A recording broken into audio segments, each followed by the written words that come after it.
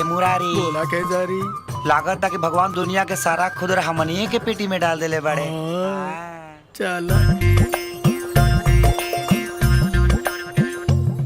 ना बाबा ना, भगवान जी से नजर मिलाए में हमके बड़ा लाज लागता रे। लाज लागता ई तार भसुर लागलन का। छोड़ मजाक। इनके नाम ले लेके तो हमनी के दान के पेटी भरल बा। और बेईमानी के काम ईमानदारी बहुत जरूरी होला। ई हम ना गांव के पुरनिया लोग कहेला। हां चल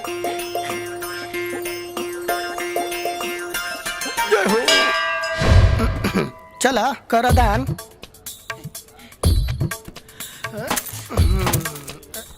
देख भाई, चोरी के दान महादान होला। और ई मौका हम तोरा के देते। हे राम, एकरा कहला पे पहला बे करत तनी काम। अब हमरा ई नहीं के समझ में आवत कि रउआ के का चढ़ाई और हम का रखी। देख ई जे गोला बा न, ई भगवान के दान पेटी और ई सारा पैसा हम हवा में उछालम। हाँ जितना पैसा बा ठीक बा। आ जितना ई गोला में रह गइल हाँ उ भगवान के, आ जितना बाहर गइल उ हमार। ठीक बा। हाय देखा। हाँ। जय श्री राम। प्रभु की इच्छा, सिर्फ 1 रुपया। जय श्री राम, जय श्री राम। इली 1 रुपया, बाकी के सब हमार। लागत कि एकरो से बड़ दिमाग लगावे के पड़ी। ए भगवान, हम एकरा खानी मक्खी जूस और कंजूस ना है। ई रहल हमार पैसा। हम एकरा के हवा में अब उछाला तानी। जौन पैसा हवा में रुक गई उड़ाउड़, और जोर वो हाथ से छूट के नीचे आ गई वो हमार। तईले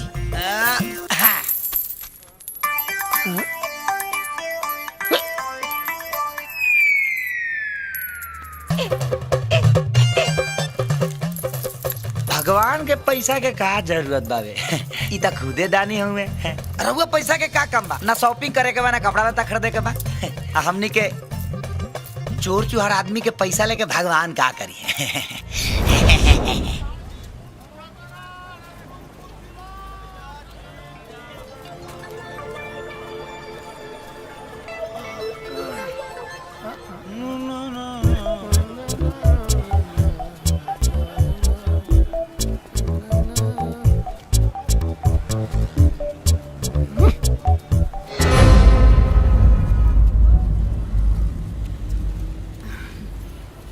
बेटा खाना खैबा? ला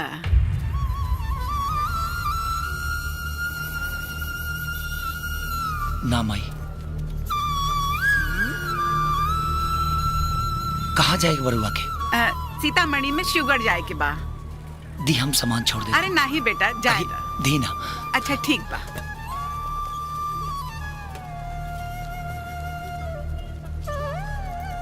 धल भाई। धन्यवाद बेटा। बेटा भी बोला तनी और धन्यवाद भी बोला तनी। खुश रहा।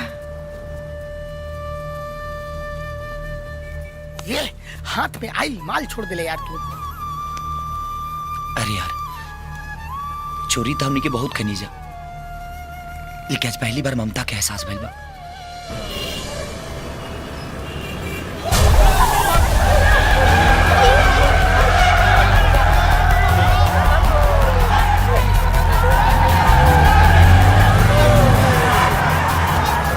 अरे खाबा दा, कैसे भाग? सुनामी आ रहा ना, सुनामी। आनरवाड़ी कार है।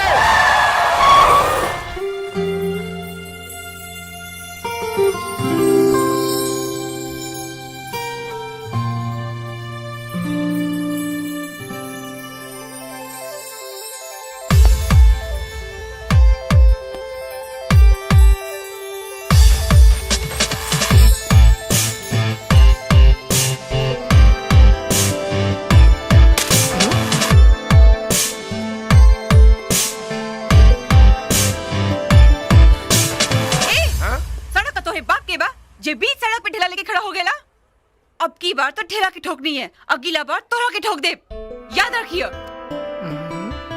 अरे वाह, लड़की होई के लड़का का तेवर। हाँ? का कहले? तेवर? तो सुन, अब उ जमाना गई जब औरत मर्दन की जूती होत रहे। हाँ बिल्कुल एकदम सही। राजनीति हो या खेल के मैदान, हर जगह लड़किन जात अपन तेवर दिखारल पिया। हाँ हाँ हाँ हाँ। और का तेवर दिखावल सिर्फ मर्दन के काम बा और जुल्म सितम सहल औरतन के? ना बिल्कुल ना। हाँ एकदम राइट। सुन लो, इस दुनिया में ऐसा कोनो काम नहीं के जबन सिर्फ मर्द कर सकेला और औरत ना कर सकेले। क्षमा चाहता नहीं सुनामी देवी, बीच में बोले खाती। जवन काम मर्द कर सकेला वो औरत कैसे कर सकेले? ए झूठो टाइम वेस्ट ना कर, चल अपन रास्ता ना। हाँ, अगर सामने विरोधी पार्टी अच्छा होके, तगड़ा होके, तो अपोजिशन पार्टी के तो भागा ही के पड़ेला ना। ए मैदान छोड़ के भागे वाली लड़की ना है हम। तो यहाँ जब मैदान में अभी ये पता चल जाये कि जवन काम हम कर सकीले वो तू कर सकेलू कि ना? हमरा मंजूर बा। अच्छा।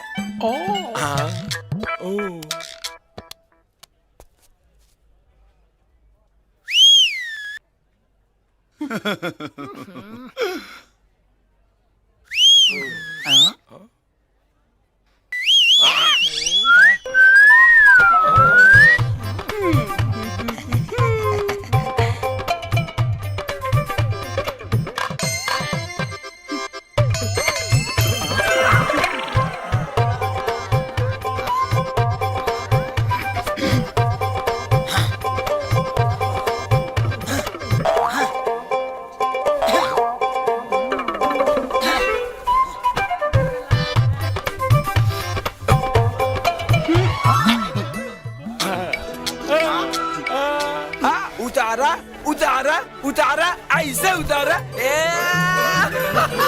ऐसे उतारा। चल हट, जाहिल गवार कहीं के। हम जाहिल ना होई। आई एम सातवा पास, फर्स्ट डिवीजन। या मैट्रिक पास भी नहीं खे, हट।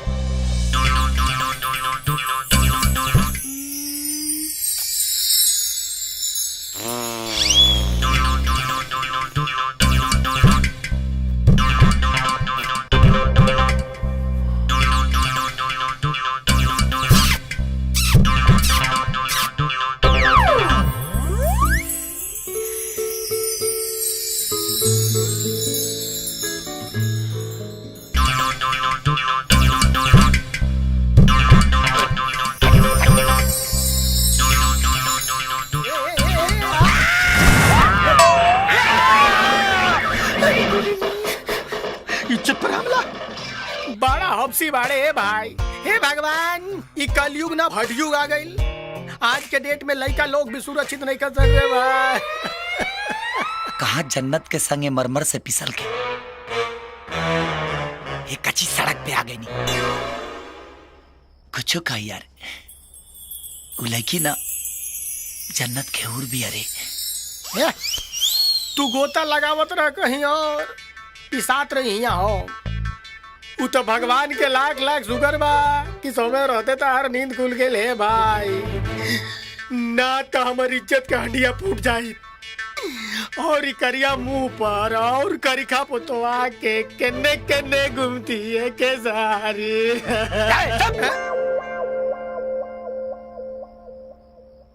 कुछ का यार, वो कजरारी आंख वाले के जब से दिखले बनी ना, हमार दिल धुकुर धुकुर पुकुर पुकुर करता।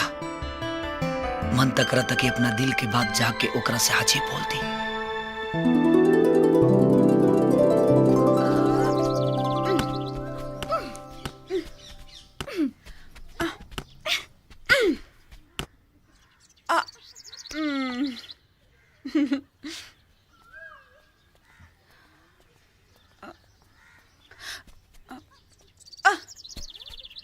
संभाल के।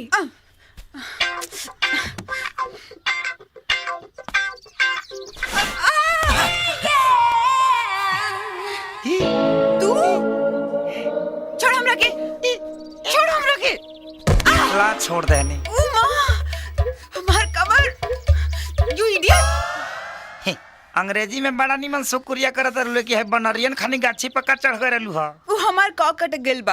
अब तो तोहरा मानिए लेबे के चाही कि सब काम औरत नहीं खिस्सा कर सकत। ज्यादा स्मार्ट बनताड़ा। स्मार्ट तो हम बचपने कहीं माई हमर कहले कि हम करोड़ों में एक पीस बनल बनी का हो भाई। हम इतना स्मार्ट हई ओवर स्मार्ट कि तोहरा के बिना छुए चुम्मा ले सकतानी। का तू हमरा के छूबो ना और चुम्मा ले लेबो। कुछ पागल कहीं के। अगर तोहरा विश्वास नहीं हो तो लागल 100 रुपए के बाजी। ठीक बा लागल शर्त। पका का मौसा ले ली। ओके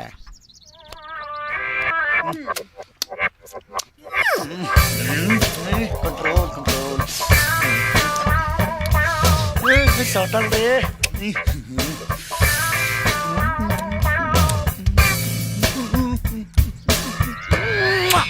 पता जुआ गई तू हार गईला। चलो निकालो पैसा। हाँ हार गए नहीं रे। यस हम जीत गए री। एक बार और लगा ले हल जा। यू एगो चुम्मा मिल गइल बा। ये तो सचमुच बड़ स्मार्ट निकलल। 100 रुपए में तार चुम्मा ले लिया काजल। काजल वे ना जौनाक के रौनक बढ़ा देले। हाय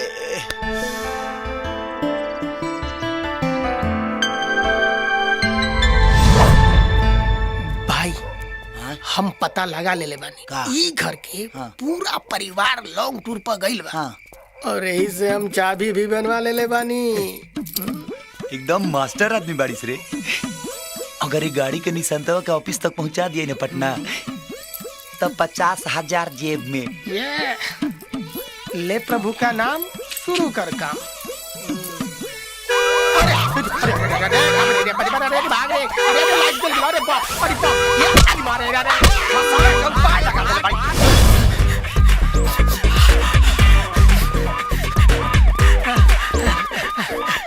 इनको से ज्यादा दौड़ गनी सा लेकिन अभी तक ले सायरन बंद नहीं उतरे दादा। ए भाई कहीं वो घड़िया तो पीछा नहीं के करो।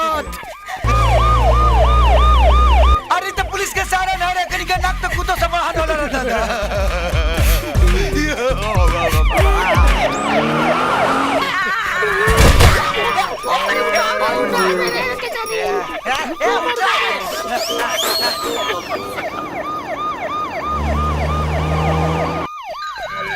अरे बाप रे बाप ये आदमी क्या गोबर हाथ कर रहा था बाप का बाप रे।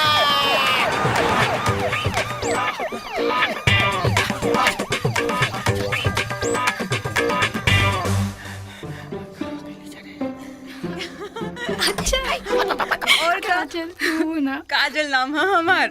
ऐसन क्लास लेनी की बोलती बंद। अब कौनो फोन मैसेज करे से पहले 10 बेर सोची। मोबाइल तो छतवे पे भूले नहीं जाके ले आवतनी। ठीक है।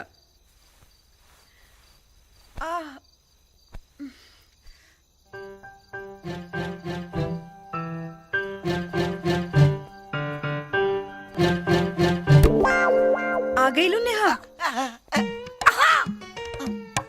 अरे जब से वो लफंगा गिरौलस है ना तब से बहुत ही हमार कमर दर्द से दुखाता। प्लीज तनी सा मलहम लगा देना।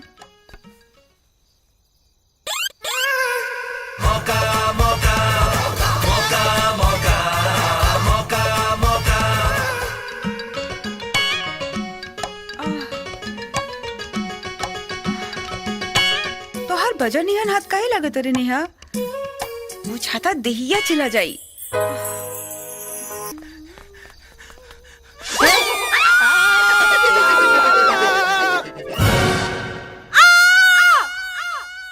कहाँ बितवला ना ए रतिया कहाँ बितवला ना। अरे ये दुर्जन सी का करे आ गेल। जी प्रणाम गुरुजी। प्रणाम प्रणाम खुश रहा। तोहरा खातिर एगो नया काम है। का बताई। शिव जी के मंदिर से एगो प्राचीन मूर्ति चुरावे के बा। काम हो गईल तब 50,000 रुपया मिली। और अगर काम ना भइल तब तू जानत रह हम के हई। जी उस्ताद पता एड्रेस कुछ। यहाँ से 150 किलोमीटर दूर सीतामढ़ी के शिवगढ़ गांव में एगो शिव मंदिर है। प्रणाम भगवान जी। रौरे कृपा से आज तक ले बहुत चोरी चकारी करनी जा। रौरे दया दृष्टि से आज रौर किडनेपो करे आ गइल बनी जा। दोसर कोनो काम धंधा रही तो ये आज गाज रउआ पर ना गिरी। एकरा अलावा जिंदगी में कोनो मकसदो तो नहीं खेदेले रउआ। चली तीर्थ यात्रा पा सौदा हो गइल बा बाबा। बहुत वजनदार बड़े।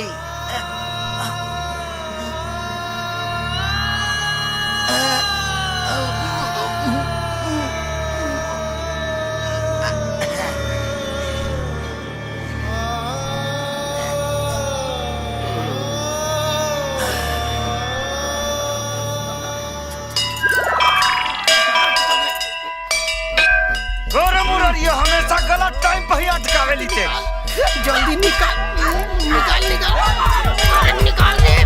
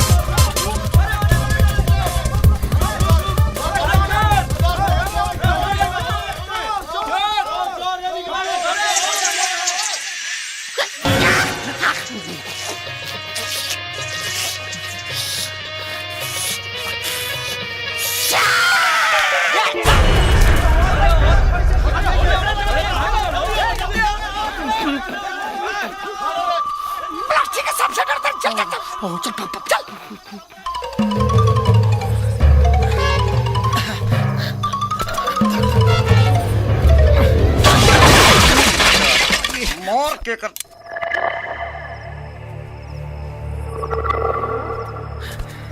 ला चल चल चल चल।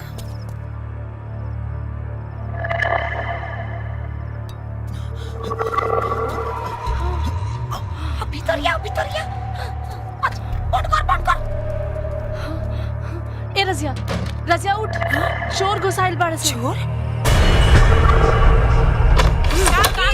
जल्दी आवा। चोर घुसाइल बा। जल्दी आवा। काकी चोर घुसाइल बाड़े से। चोर? हम चोर नहीं सर। अरे बेटा तू यही जा। हाँ काकी गांव से चले से मोटरसाइकिल से बीच रास्ता में खराब हो गई। पहले दो चार को गुंडा काटा भिरा दिला, हाँ से जान बचा के भाग। अच्छा अच्छा। अरे गीता हम इनकी पहचानी ला। दरवाजा खोल दा। ठीक बा।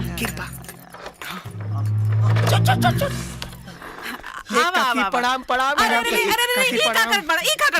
अरे देखा बेटा, रात में अकेले चले का जुग जमाना नहीं खे। अब वहीं खा के सूझ जा, भोर होते चल जाइया। अरे ना खाके ऐसा कोनो बात नहीं के। हमने के ठीक बनी सर, चल जाए सर। ठीक है। ताला लगा देने काकी। इला चाबी। भगवान भगवान भगवान भगवान। अरे कहाँ भाई?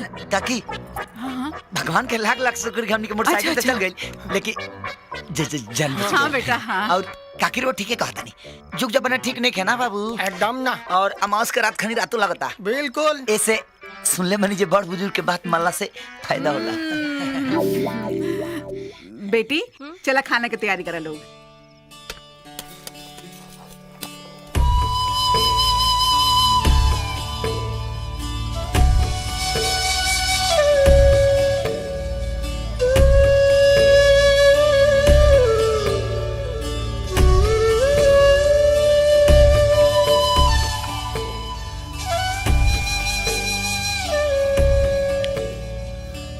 काकी इतना स्वादिष्ट अचार हम जिंदगी में पहली बार खैले बनी। चला मुन्ना रिंकी जाके चाचा का गोड़ दबा। अरे ना काकी रह दी, लड़का बहुत मेहनत के लिए बना सा। अरे नाही बेटा दबा लेवे दा। तू दोनों दिन भर भागा दौड़ी करके थाक गए होगबा। जा बेटा दबावा।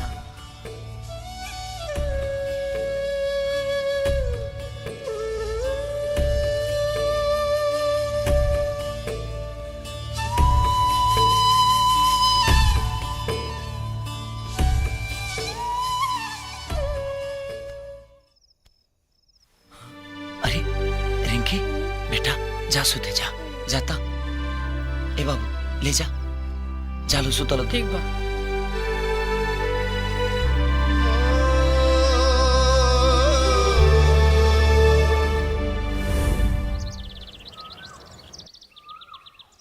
अरे बबुआ उठा।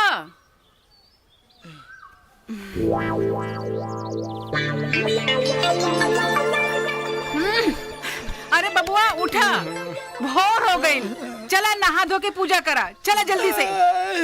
पूजा के कर होई भगवान जब बाड़े बोरा में। नाथ साहब जिंदाबाद, अमर रहे।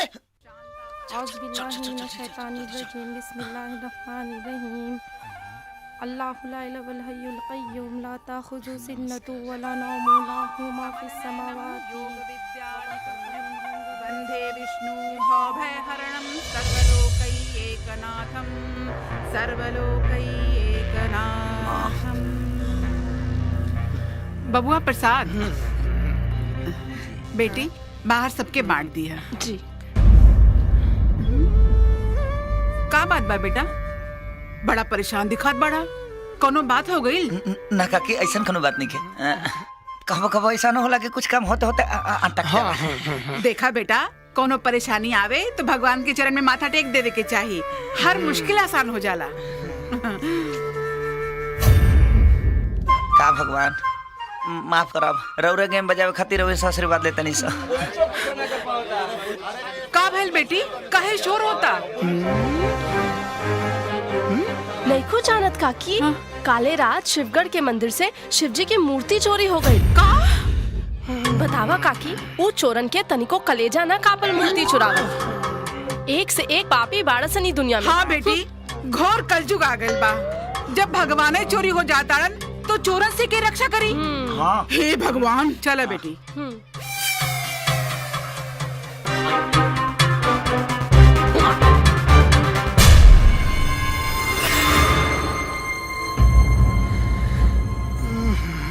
ए भाई, ए से पहले कि गांव वाला मिल के कूटसन, कोई उपाय निकाल ना तो निकल। कहा निकली यार, समझ में नहीं खेवत कौन उपाय लगाई। और उ दुर्जनवा भी दिया बार के खोजत होई। उपाय लगाओ तनी। चल। अरे काकी काकी, अरे बाबू अचानक मदद कर। लावा लावा। अरे काकी चबिया दी चबिया। चला। काहे? अरे हम बन के कहो तरी ना। तू दोनों मेहमान बड़ा, आराम करा। मेहमानी में गई भैंस पानी में।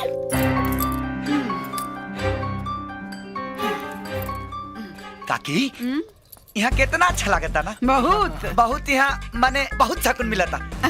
हर पट पट से एकदम दूर लागत ऐसा है कि दुनिया की सारा खजाना ममता के आंचल में ही लुका है। अरे बेटा। काकी अच्छा काकी, एगो बात पूछी। और दिन रहुआ दूधू को बक्सा लेके पटना का करके रहनी? हाँ। पटना? बेटा तू पूछत रहला ना कि हम पटना काहे गेल रहली। ये देखा, इस समाचार बना के यही के बेच के हम बच्चन के गुजारा करीले।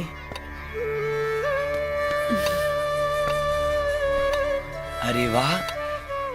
ए चाचा, रतिया के जवन अचार तू खाइले रहला ना, वो हमने के हाथ के बनल अचार रहे। जाना तारी चाचा, रहुआ इतना स्वादिष्ट काहे लगल रहे? एमा हमने के मेहनत के मसाला, लगन के तेल और प्यार के हल्दी मिलल बा। हमार काकी काकी, बाहर पुलिस आइल बिया। पुलिस? हाँ चला। पुलिस?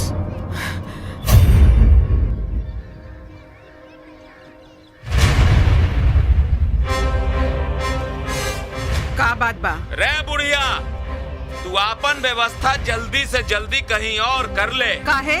माता जी, ई जिला न्यायालय के नोटिस है। एमे 15 दिन के भीतर ई आश्रम खाली करे के कोर्ट के फैसला बा। पैसा से खरीदल फैसला डरा सकेला मगर हरा ना सकेला। हम ई फैसला के हाई कोर्ट में चुनौती देब। चुनौती? वाह बूढ़ी वाह, बहुत बोलना सीख गई बाड़ी रे। सुन बूढ़ी, अभी तो समझा के जा रहल बानी, अगला बेर आइब न तब पूरा सामान के साथ साथ तहरो उठवा के बहरा फेंकवा दे, बुझाइल? चला।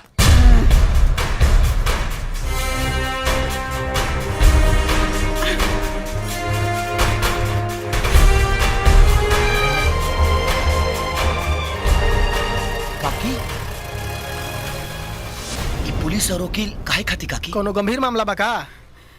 तू हमार दिल के दर्द जान के का करबे बेटा? काकी बेटा भी बोला तारू और दिल के दर्द भी छुपाओ तारू। बताओ काकी, हो सकेला कि हमनी के तोहर कोनो मदद कर सकी जा? बेटा बन के इतना जिद करत बाड़ा त सुना, अब ही दल बल के साथ जितना आदमी के दिखले रहला उ ठाकुर वीरेंद्र सिंह के आदमी रहन। ठाकुर वीरेंद्र सिंह ई के हा? ठाकुर वीरेंद्र सिंह अपन गांव के प्रधान हैं। इला पैसा और अपन बेटी के शादी धूमधाम से करिया, और पैसा की जरूरत पड़े तो हमसे आके मांग लिया। सबके सामने महादानी दिखे वाला ठाकुर वीरेंद्र सिंह के एगो ना हजारों गिनौना रूप है। ना करबे साइन जीजा ये ऐसे ना मानी हो। रुक, तहर हाथ टूट जाई तब मनबे, अभी बता।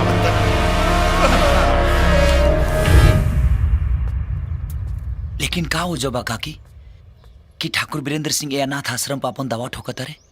तो हर काका शिवदयाल सिंह बहुत बड़ जमींदार रहलन। हमनी के पास कोनो चीज के कमी ना रहे। शादी के 20 बरस हो गए रहे, भगवान हमनी को एक औलाद ना देले।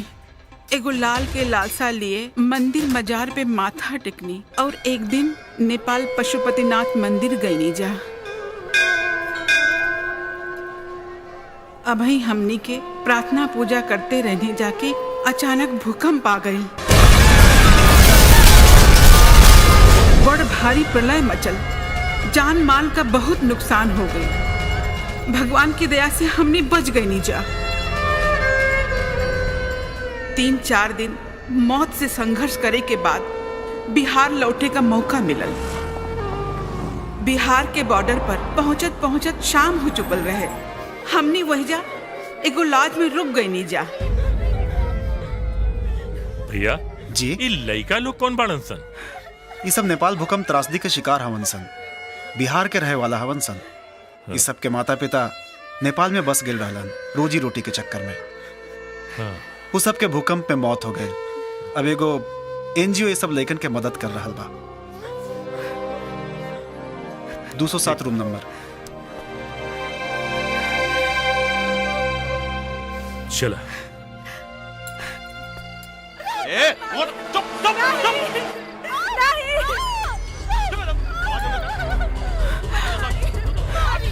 एजी उठी, सुनी। बात पर तोड़ के मुंबई के सिग्नल पे बैठा के ठीक मंगवाई। दोनों करवाना सामान पर कौन फर्क पड़ी? अरे दोनों की जिंदगी पर ठोके के ठेका ले ले बनी। Hello, police station. ये दोनों लड़कियन के ठीक ठाक दाम मिल जल्दी जाए। आइए आप लोग। मुंबई से 10 बार दलाल के फोन आ गए बा। कहत रहल कि बिहाने मुंबई के टिकट कटा के भेज दिहल जाओ।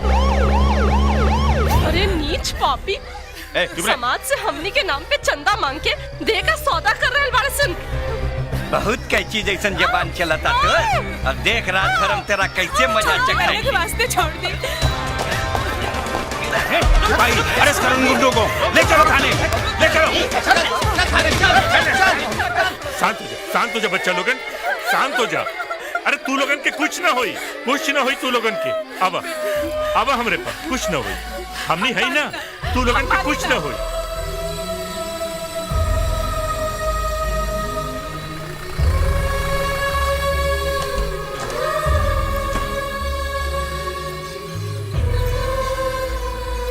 अब बच्चा लोग अब देखा, आज से यह तू लोगन का आपन घर बा।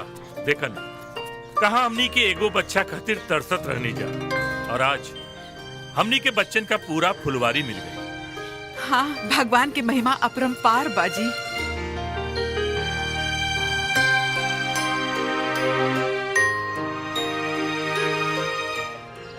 हम सोचते कि अपन कोठी बच्चन खातिर छोड़ पड़ी, काहे न एकरा के तोड़ के एगो बड़ अनाथ आश्रम बना दियल जाए। अनाथ आश्रम काहे बोलत बानी जी? अब से तो ये अपन परिवार बा।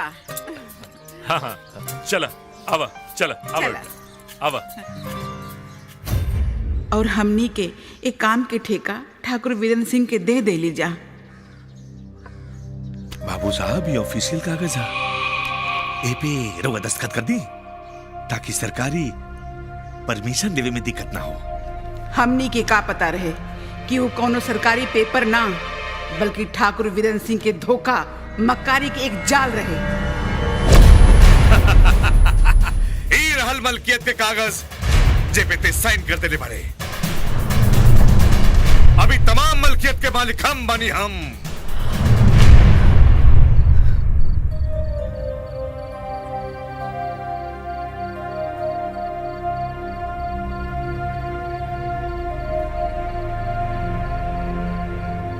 ठाकुर वीरेंद्र सिंह के गद्दारी के सदमा वो बर्दाश्त ना कर पौले और हमरा छोड़ के चल गए।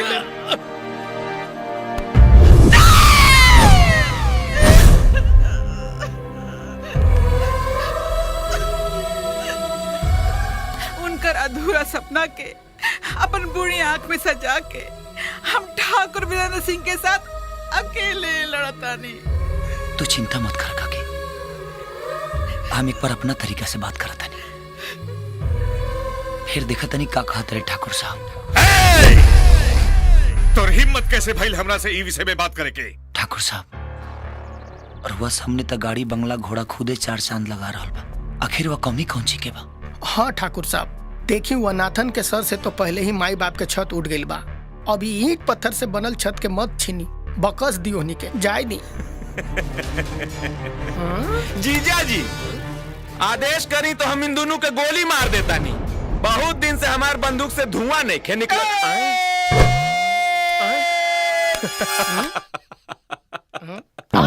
बैंड तो संभालत नहीं खे जाता और हमसे आइले है लड़के खातिर। चुपचाप चल जा सन, न तो 1 मिनट में धोनी की लाश गिर जाई। जय हनुमान ज्ञान गुण सागर।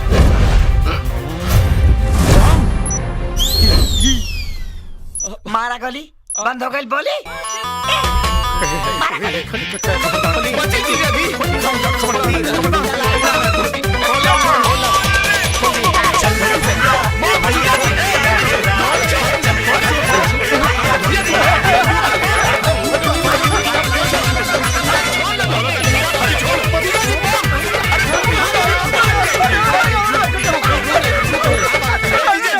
धोती धोखा दे देलस, अब कबो ना पहनब, भागी ना तो बाप फूट जाए। याद रखिए, इतना खाली बम है, लेकिन हम परमाणु बम है।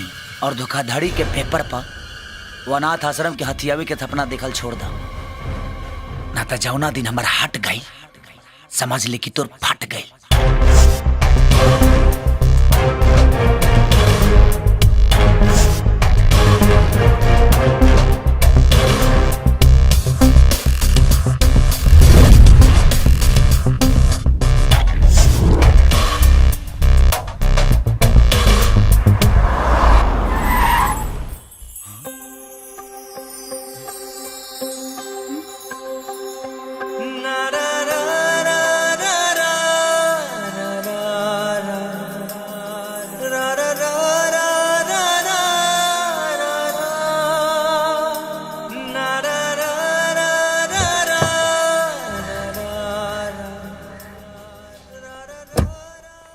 पापा पापा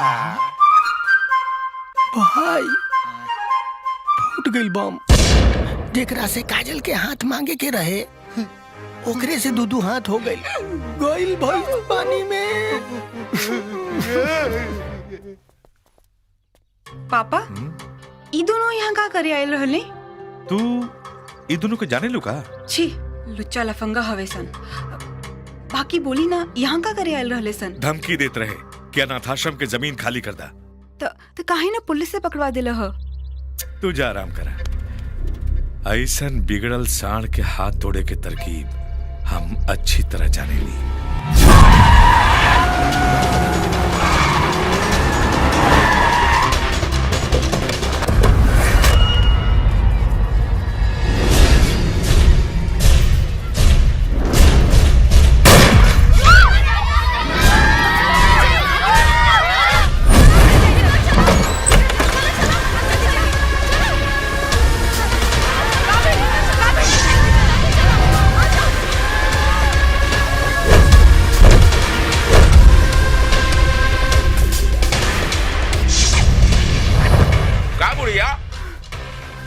शोले फिल्मों वाला जय भी रुकने गई।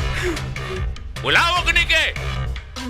अरे टहरा पे जीजा जी तरस खा के 15 दिन के समय डीले रहलन, लेकिन अब टहरा के 15 सेकंड के भी समय ना मिली। बुझली? 15 सेकंड के भी समय ना मिली। सुना लोग, घर के एक एक सामान बाहर निकाला और निकाल के बाहर फेंका जाओ। फेंको। खबरदार जो एक कदम आगे बढ़ेला। वाह, बुढ़िया के तेवर देखो जरा। एक काम करा, पहले ना बुढ़िया के उठा के फेंक दो। उठाओ, उठाओ सब।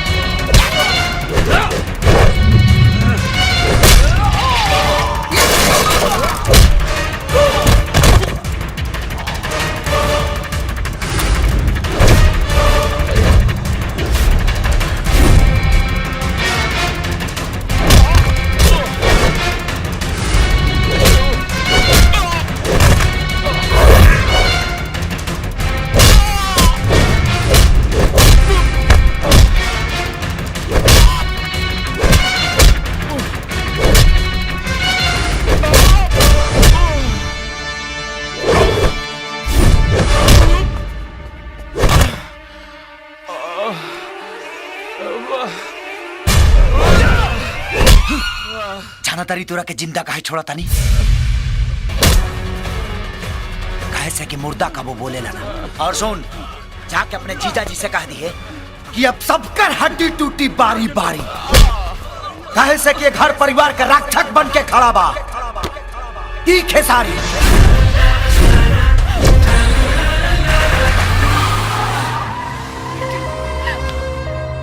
ना काकी,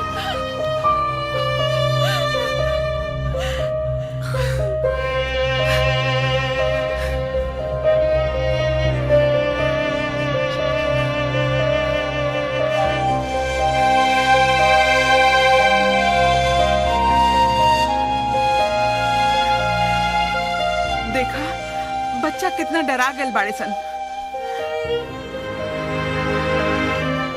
चाचा तू कहाँ चल गए है रहला? चाचा तो हमने के छोड़ के कबो न जाइए, वरना ये गुंडा लोगन हमने के मार दिए।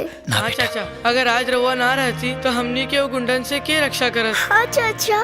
बेटा काकी कहली ना कि कोनो भी मुसीबत आवे तब भगवान के आगे माथा टेक देवे के चाहे, सब मुसीबत दूर हो जाला। हाँ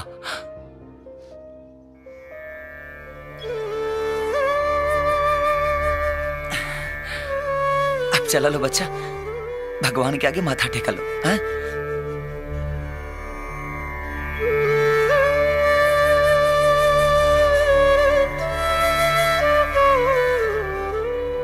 अरे बेटा, हम भगवान के आगे माथा टेके के कहानी, अपने आप के आगे ना। हमने खातिर तो हमें भगवान बड़ा चाचा।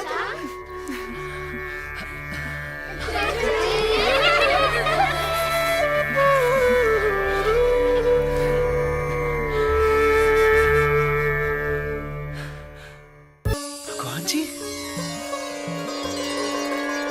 अरे सुना भैया सुना, अरे सुना भैया सुना, भगवान जी स्वयं प्रकट हो गए लन। हाय देखिए।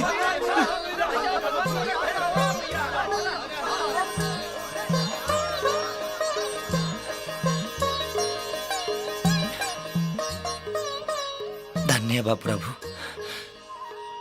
अब जिंदगी जिए के मकसद दे देनी, एक चोर के चौकीदार बना के। मम्मी कैसे लगे तानी? बड़ा सुंदर लगे तारी। हेलो, हाँ प्रणाम प्रणाम। रामू संभाल ना जय बाबू, आज तो हमने काजल के सहेली नेहा के भाई की शादी में जाता नहीं। यही से ना मिल सकब, परसों आ जाइब। ठीक बा।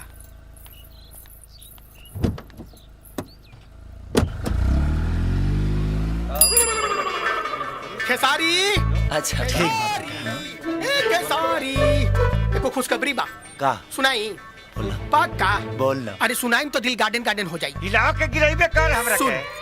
काजल बिया न एगो बारात में जाती है। उ गांव के उ घर के पता भी मिल गइल बा।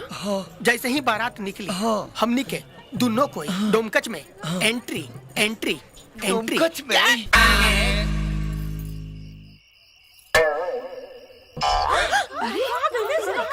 हाईली सेठ जी, पिछला हिसाब किताब सब क्लियर हो गए। और हाँ, 50 किलो आटा, 50 किलो चाउर और 10 किलो तुअर का दाल तोल दी।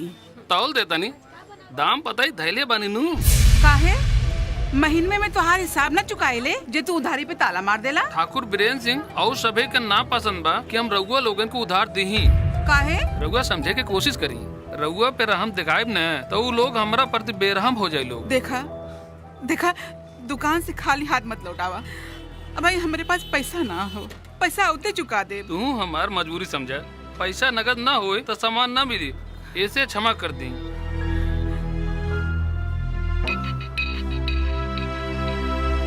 बहुत ही भूख लागल बा।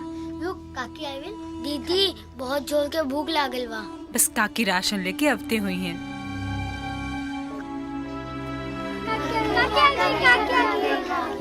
कल रात में मजा आ यार।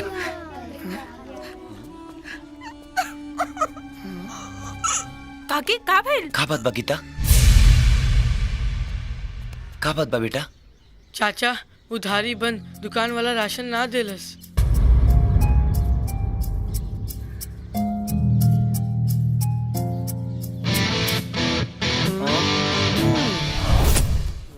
हाँ ये देखिए, हाँ ये बात नौका डिजाइन के झुमका। रउआ दाम बोली सेठ जी बस। 20,000 रुपया। ये इटालियन ब्रांड बा, एकर दाम 40,000 रुपया है। सेठ जी हम एकर फोटो खींच के नवाब साहब के भेज देतानी और उनका बुला भी लेतानी ताकि हम गहना खरीद ली। हाँ हाँ काहे ना।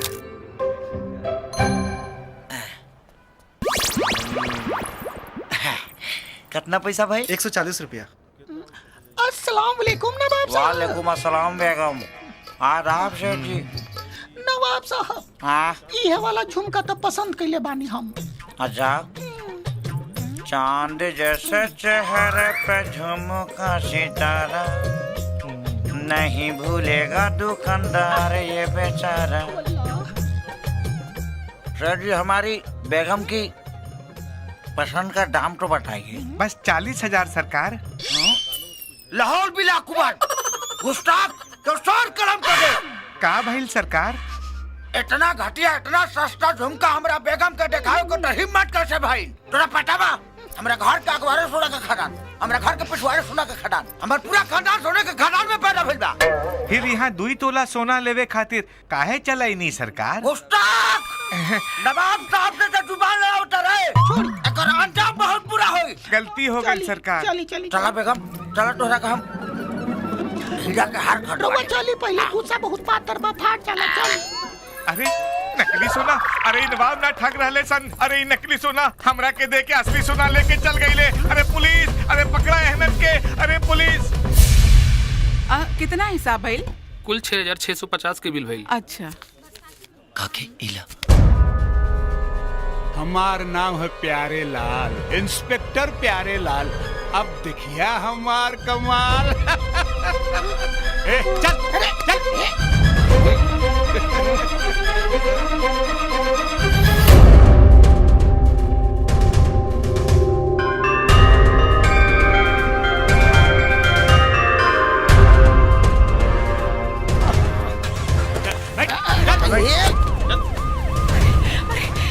बहुत बहुत धन्यवाद बिटिया।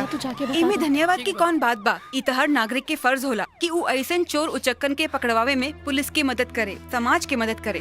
वाह का धंधा करत बड़सन। एक बार के झपटल माल, महीना भर की छुट्टी। लुच्चा लफंगा कामचोर आजकल इहे बिजनेस करत आड़े सन।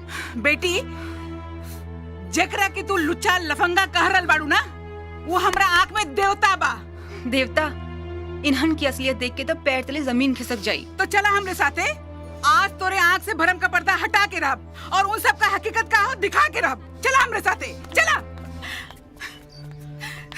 देखा देखा इन लड़कन के, ई देखा भूख प्यास से बेहाल पड़ल ई लड़कन के, देखा वो देखा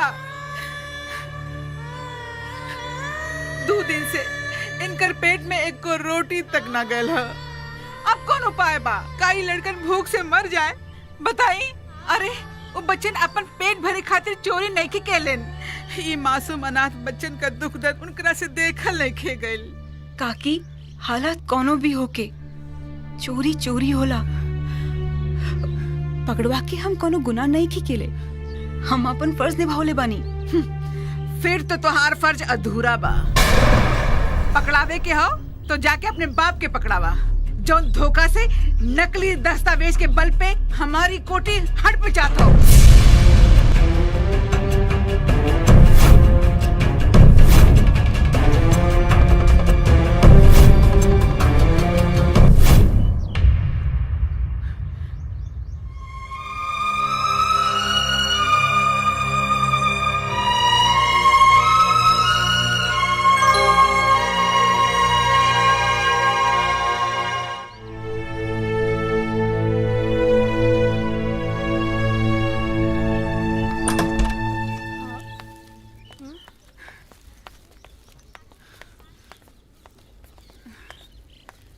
ई रवा लोग खातिर राशन और कुछ खाए के सामान ले आइल बानी। काकी काकी ई खाए के सामान ले आई नहीं। हाँ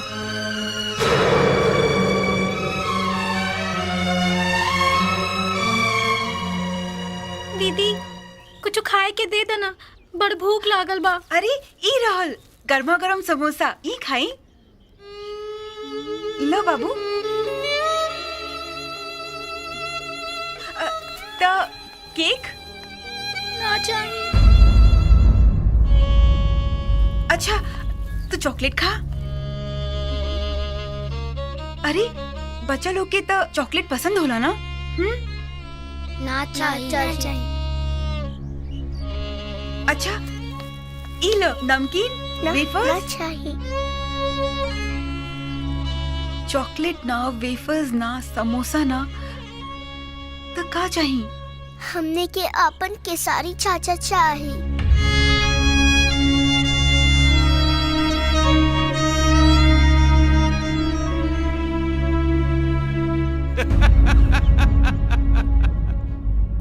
वाह, कभी हम इनको देखते हैं, कभी हम उनको देखते हैं, कभी हम उनके अंदाजे वफा को देखते हैं। वाह क्या खूब है, क्या खूब है सितम आपका। अरे जख्म भी आपका है और मरहम भी आपका। इतना अच्छा शेर बोला है, वाह वाह तो बोलो। अरे लॉकअप का दरवाजा तो खोलो।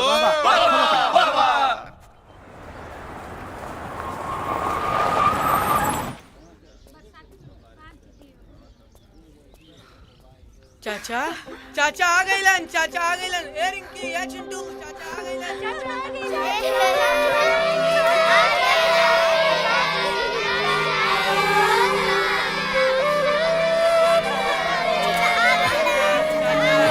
चाचा तू कहाँ चल गई हो? हम कब से परेशान बानी।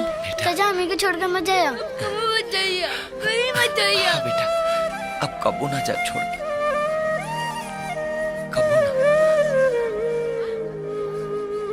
बच्चा लोग अब तो तोहनी के साथ चाचा आ गइलन, अब तो खाना खा लो लोग। हाँ बच्चा लोग चला अंदर खाना खा ला। चल। मैं तो समझी थी चोर, लफंगा और नालायक है तू। आज एहसास हुआ कि भगवान के बात पूछने के लायक है तू। सुनी, हम तो उसे एको शर्त लगावल चाहता नहीं और उ शर्त हारल भी चाहता नहीं। हम तो के छुए बिना चुम्मा ले सकीनी।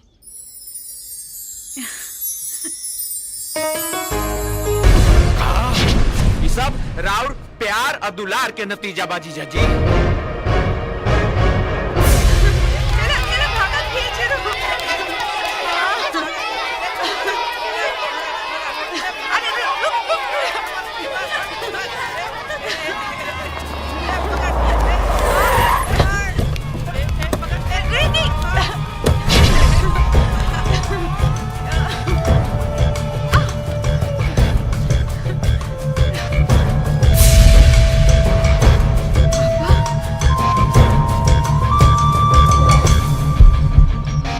हरामखोर। चाचा चाचा वो काजल दीदी के कहा भाई? चल रही जैसे चल पापा पापा तनी चल चल इतना मजा।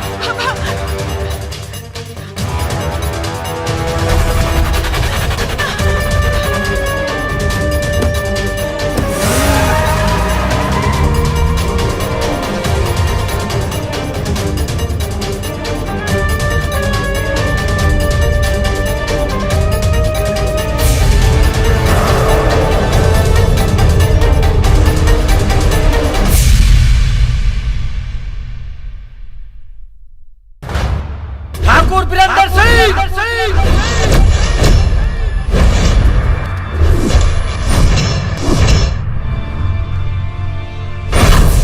ई ठाकुर वीरेंद्र सिंह के हवेली शेर के मान बा।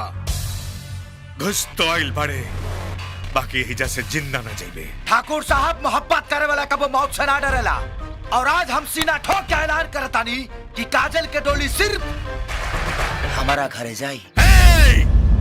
सपना मत देख ई घर के दामाद बने के।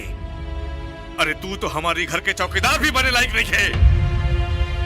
हरामजादा, काजल तो तू, काजल के जूती भी ना विदा हो कि तुम्हारे साथ डोली पे।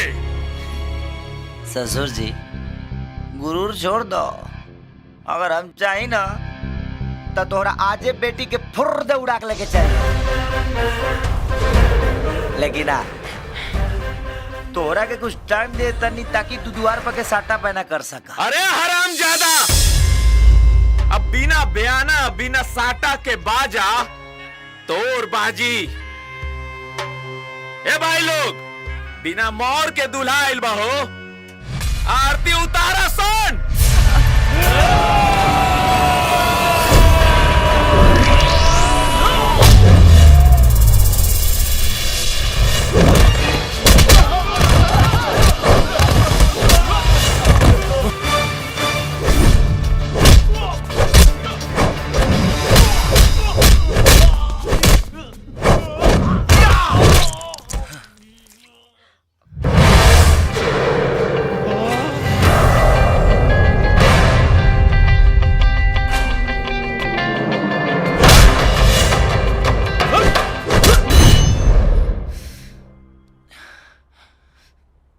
जनाब काहे टेंशन नहीं आ रहे हैं? अरे भाई हम कह रहे हैं ना कि आपका काम हो जाएगा, आप चिंता मत कीजिए। काजल ओके।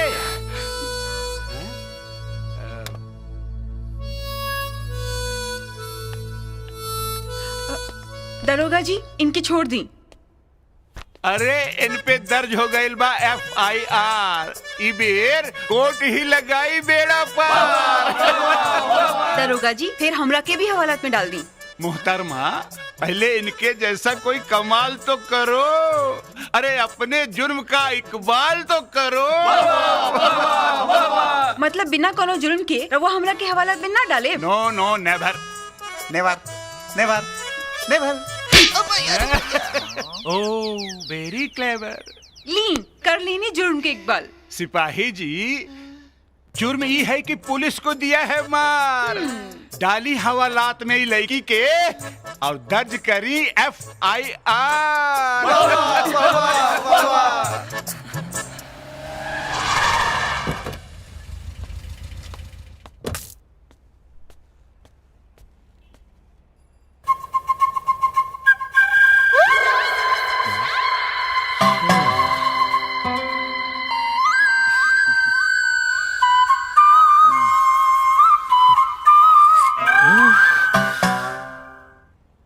का हो दरोगा, राउर हिम्मत कैसे भइल कि ठाकुर वीरेंद्र सिंह के बेटी के रउआ हवालात में बंद कैले बानी? बाहर निकाला ओकरा के। ए बाबू, दर्ज हो गई इन पे FIR। अब तो कोर्ट के आदेश के बाद ही खुली लॉकअप के द्वार। ऐसा ना प्यार किया होगा किसी ने जमाने में। वाह वाह। मोहब्बत का खेल होगा आज इस कैद खाने में। वाह वाह वाह वाह वाह वाह, क्या बात है, वाह। अब खेल ना होई बेटा, मौत के तांडव होई तांडव।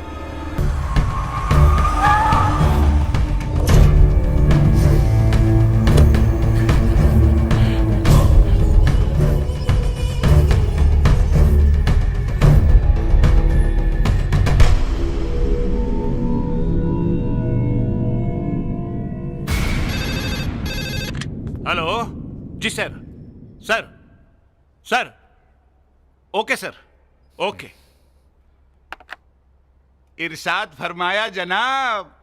ए सिपाही जी, ऊपर से SP के आदेश हो गई। अब फिलहाल लाइन हाजिर, ई लवलेटिस के केस हो गई। छोड़ दे ई लड़की के।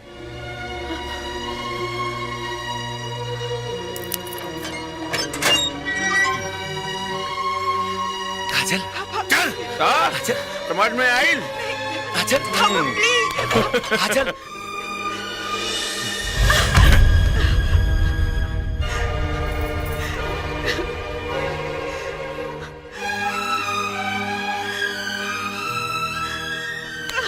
काहे की गंदा इतिहास बना रहल बड़ू हमरा खानदान के लेके घर के चौखट ना लंगत रहनी सन, और आज तो जेल जाके आ गई लो। आज समाज हमरा पे थूक रहल बा। समाज राउर कितना इज्जत करत बा पापा, हम जान चुकल बानी। ताकत के दम पर रहुआ गरीबन के हक छीनत, आज अपन बेटी की भी हक छीनत बानी। रुकी जी, जवान लेकी पे हाथ ना उठावल जाला।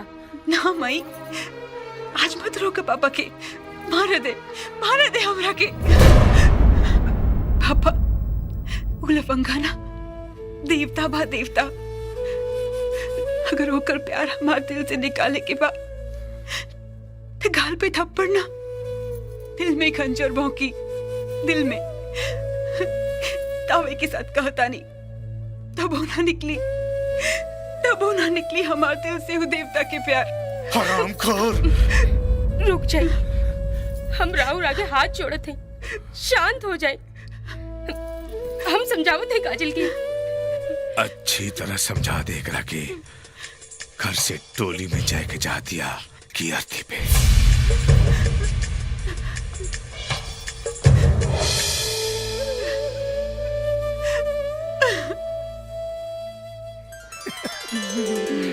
काकी, हाँ भगवान के शुक्र बा कि भैया छूट गइलन। हाँ बेटी, दरोगा जी बड़ा नेक दिल इंसान रहलन, ऐसन गुणागणित लगैलन तुरंते जमानत मिल गई।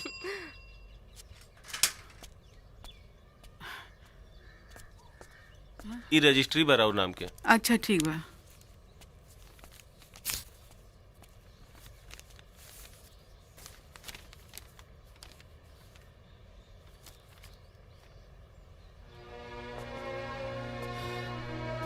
का बात बा काकी?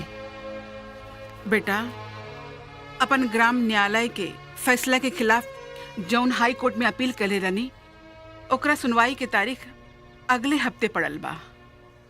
काकी तू चिंता मत करा, हाई कोर्ट का हमनी के सुप्रीम कोर्ट चला जाई। तू देख लिया, जीत सच्चाई के ही हुई। बेटा, ये बात से हमरा के बहुत हौसला मिलेला, और हम ही यही चाहता नहीं कि ठाकुर वीरेंद्र सिंह के खिलाफ तू मात देवे की शुरुआत करा, और अब की बार प्रधानी के चुनाव ओकरे खिलाफ तू लड़ा।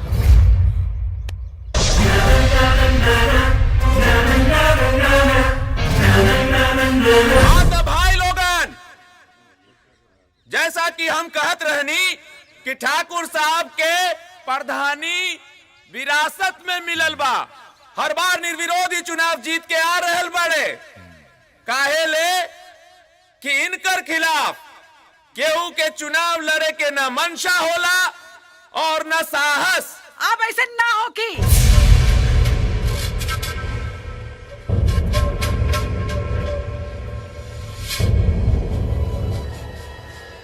अब की बार इलेक्शन हमार बेटा लड़ी। बेटा? हाँ। कैसन बेटा?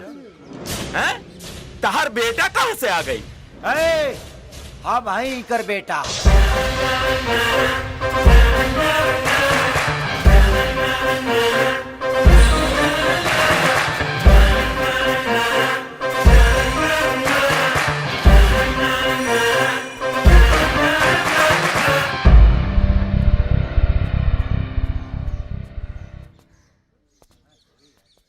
तू चुनाव लड़बा? देखी भाई लोगन, जेकर कुल खानदान के पता नहीं खे, वो चुनाव लड़े के बात कर रहल बा। ये लोकतंत्र हा और ये चुनाव में तोहरा दोनों के तानाशाही रोड पर आ जाई। चुप! तू लड़ा चाहता रे हमारे खिलाफ? ठीक बा, मंजूर है, पर एगो शर्त बा। का शर्त बा? शर्त हम बताओ तानी। सुन ली भाई लोगन, ई चुनाव में जे प्रतिनिधि हारी उ जीते वाला के थूकल थूक चाटी। हाँ ठीक बा। रहुओ शर्त मंजूर बा ना जीजाजी? रहुआ हाँ काहे नहीं बोलत? ई रोड छाप के 10 गो वोट उठ ना मिली। रहुआ हाँ बोली ना, सब लोग सुन रहल बा, देख रहल बा। ठीक, हाँ ठीक बा। हाँ हमारो शर्त मंजूर बा, पर एगो और बात, अगर तू चुनाव हार गईले त थूक त तू चटबे करबे। एकर अलावा तू ई गांव हमेशा के खातिर छोड़ के चल जाइबे।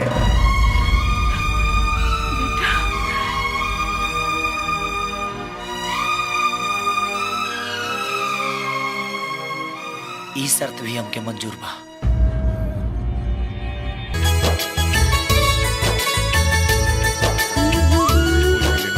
जीजाजी कमाल हो गईल, धोती फाट के रुमाल हो गईल।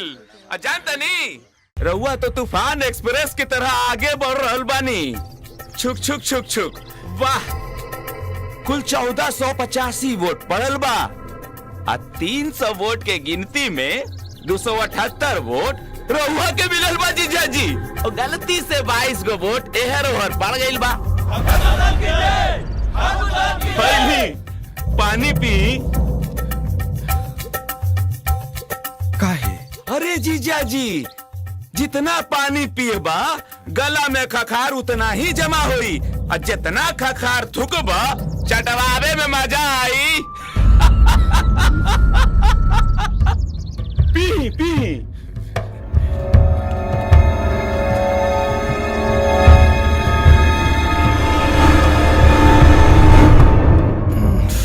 ए जीजाजी, 600 वोट के गिनती हो गई बा, जेमे 502 वोट रहुआ के, अब 98 वोट गलती से फिर ओहर पड़ गई बा। रहुआ पनिया काहे नहीं पियत? चाप के पियबा तभी न खखार के थूकबा।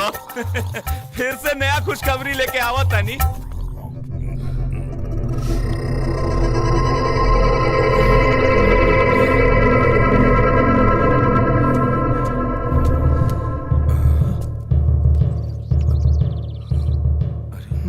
बारह 1200 गो वोट के गिनती हो गई बा, जेमे 680 वोट रहुआ के मिलल बा, 520 खेसरिया के मिल गई बा।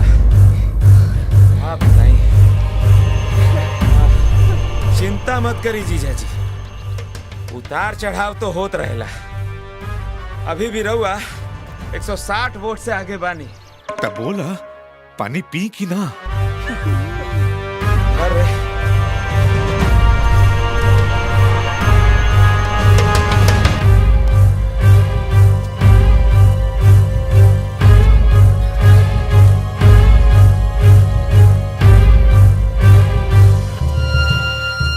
चली चली आई जैसे। अरे का भाई? अरे चली जीजा जी चली। अरे कुछ कहबे का भाई? हम रहुआ के केकरो थूक चाटत देख नहीं के सकत। 65 वोट से रहुआ हार गई नी, प्रधानी गई।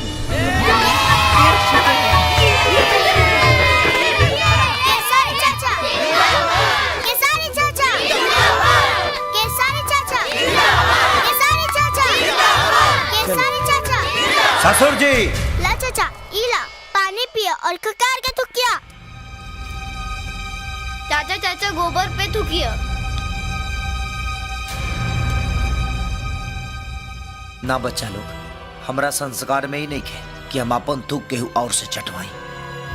देख लेनी ससुर जी, पता चल गई ना कि डर और भय से हासिल कल जीत के उम्र कितना छोटा होला। जाई रुआ के माफ कर दी।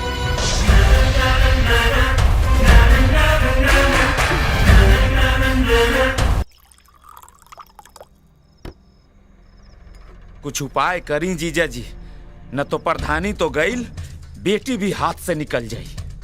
बंसीलाल, सब उपाय हो गई बा। हमार अमेरिका में जवन दोस्त बड़े श्यामलाल, हाँ हाँ, ओकर बेटा लक्ष्मीकांत उर्फ लकी, हाँ, से काजल के शादी के बाद पक्का हो गई बा। अगला हफ्ता लकी काजल के देखे भारत आ रहल बा। क्या बात बा जीजा जी। चीयर्स। चीयर्स। वाह जीजा जी वाह, मान गई नहीं राउर दिमाग के। का सेटिंग कैले बानी। हमरा समझ में नहीं के आवत खेसारी कि हम का करी। अरे बिलायती दूल्हा मिली, अमेरिका में सेटल हो जाए, तोहरा तो खुश होकर के चाहिए, तू फालतू में टेंशन ले ले बड़ू। अरे लागता टेंशन के बारे ब्रेन हमरा जी जाई और तोहरा के मजाक चल बा। ठीक है, वो आई हैं, बिहा करी हैं और ले जाई हैं, और तू यहाँ बैठ के ओल पे माटी चढ़ावत रहिया। काजल, अरे झूठ बोलता। एक काजोल, काजोल, एक कजली। ब्रह्मा के लिखल मिटा दे, तोहरा खती जमाना का आसमा के झुका दे। आवे दो अमेरिकन बानर के, ओकरा को ऐसा फेंको कि बिहार से डायरेक्ट अमेरिका पहुंच जाई।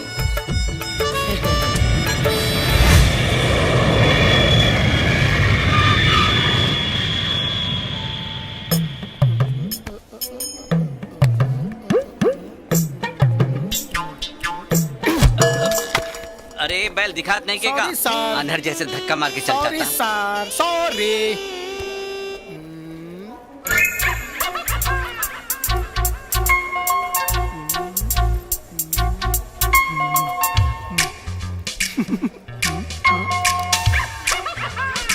Hey mister, I am Lakshmikant और Lucky. Sir, I am Chatulal, Thakur साहब का ड्राइवर। लाई दी, चली चली चली चली चली। महालंट? Sir, I am Chatulal, not a महालंट। What is the meaning of Mr. Mahalant? महालंट मीन्स महा। छोड़ी छोड़ी चली चली आई आई आई चली चली चली। Hey Mr. चाटूलाल। यस सर। अरे तुम्हारे ठाकुर साहब की गाड़ी किधर है? सर, उड़ाल ठाकुर साहब के फरारी, जकरा में करे के बरौआ के सवारी। Hey, it's very nice. It's unique. Sir, this is Indian Ferrari, made by Bihari. तेल नोट लगेंग, बिना तेल के चलेंगे। Very nice. मैंने ऐसी गाड़ी पहले कभी नहीं देखी। चलो बकलोल, अभी तो बहुत कुछ देखे के बा। What? नो सर, कुछ नहीं सर, एंजॉय फॉर फरारी।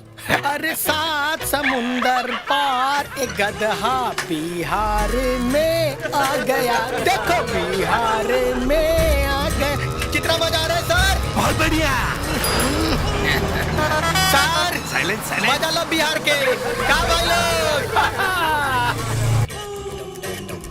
अभिन तक आयल ना ससुरा, पता ना कब आई। लुंगी बिछा के ए मुन्ना, जौन समझौनी तोरा के समझ में आ गइल बा ना? हाँ, सब समझ गए बानी। नारा ना नारा ना नारा ना ना।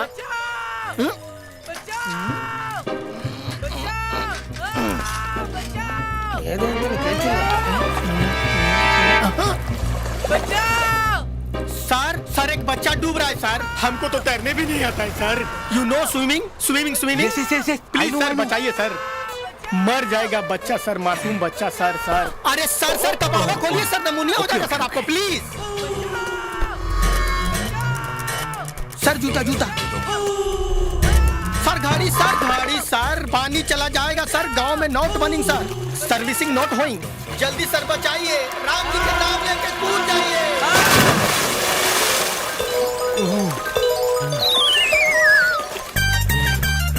Oh no! पानी में जले मेरा गोरा बदन पानी में। Stop it! Get back, be full. Whoa! No water. Oh no! किधर गया? चंदूलाल सारा सामान लेके चला गया, pant shirt coat shoes everything lost. Oh my God! कहाँ चिल्लाता रहो? अरे वो चंदूलाल हमारा सारा सामान लेके गया, सिर्फ ये अंडरवियर बाकी है।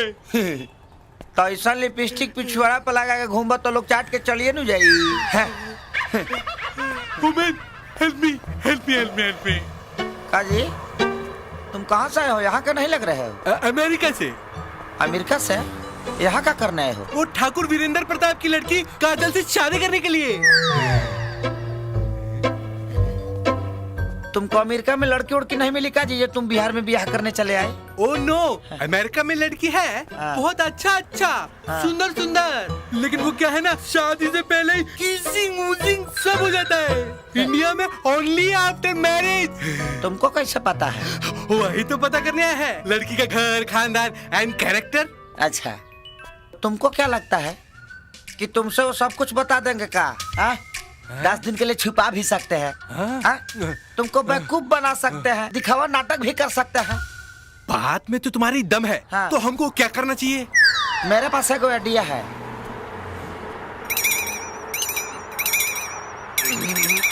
नो, तुम्हारा आइडिया बहुत बेकार। तो ठीक है, हम तो सोचते थे कि तुम बाहर गांव के हो, तुम्हारा थोड़ा सा मदद कर दे। जा बाबू, फिर कोई चाटू चपाटू मिलेगा, अब पीछे से चाट के निकल जाएगा। ओह मैन, तुम्हारा आइडिया इतना बुरा भी नहीं। हम तुम्हारा फ्रेंड बनकर मदद कर सकते हैं। ओह थैंक यू, तुम मेरा फ्रेंड बनेगा ना? पक्का। मगर हम ऐसे कैसे जाएगा? एगो काम करो, जब तुम फ्रेंड बोलिए दिए हो तो हम तुम्हारे मदद तो कहिए देंगे। चलो।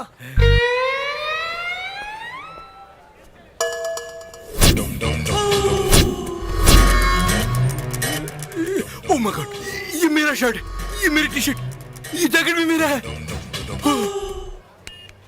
अमेरिका थिंकिंग, बिहारी मेकिंग, मतलब कि अमेरिका सोचेला अब बिहारी ठोकेला, बुझाई ना? चलो दुकान में, आओ भाई, आओ तो भाई प्रणाम। का खबर? ठीक ना? तनी कपड़ा दिखावें क्या? आओ देख लो साइज के। कैसन कपड़ा दिखाई?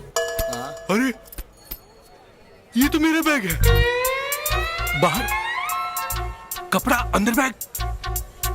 एकदम महालंठ है इसका रे। महालंठ मीन्स ये भी मैंने पहले सुना है। बाबू ज्यादा दिमाग पर जोड़ मत देना तो नस फाट जाइए। अमेरिका पहुंचे से पहले रांची पहुंच जाइबे। मीन्स छोड़ मीन कपड़ा बिन अकीन चल, यह बैग दिलवा दे। चल आ तो बाबू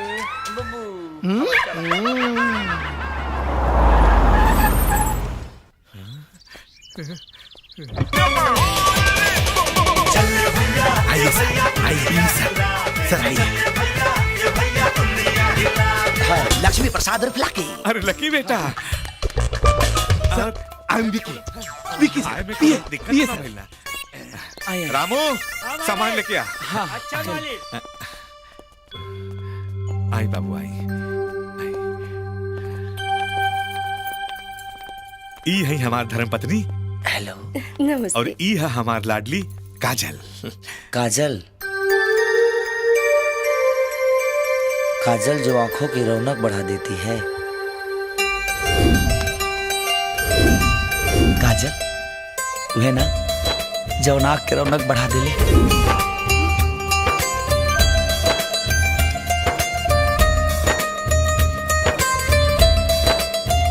आपसे मिलके बहुत खुशी हुई। मुझे भी। जीजा जी, काजल के लकी बबुआ पसंद आ गइल बा। शादी मुबारक हो जीजा जी।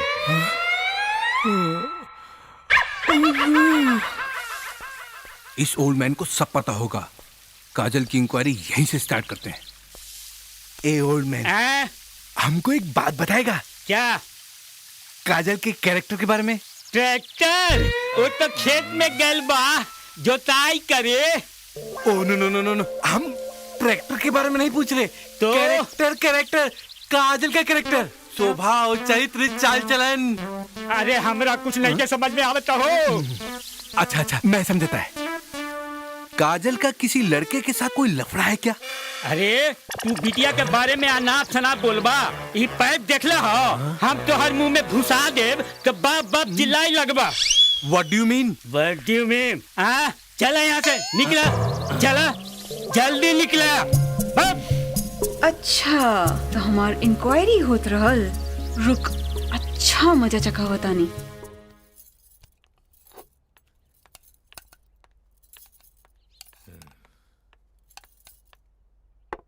Hey, what is this?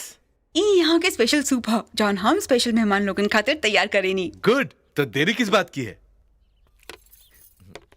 Serve me. Yes.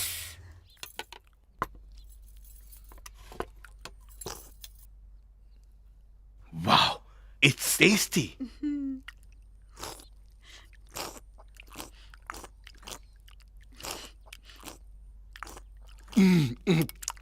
मजा आ गया। असली मजा तो तब आई जब तोर पेट झड़झड़ाई।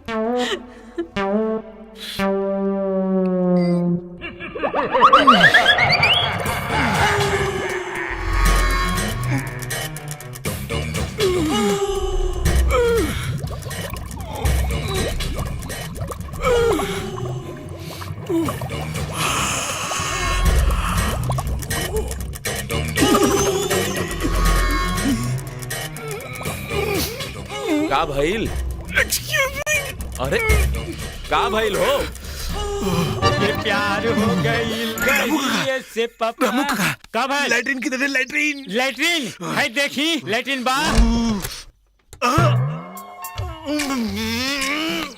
अरे रामू काका, का भाई? ये इंडियन है, मैं नहीं बैठ सकता उसमें। क्यों? इंग्लिश इंग्लिश करेगा? यहाँ इंग्लिश ना मिली तो कुछ जुगाड़ करो ना। का जुगाड़ करो?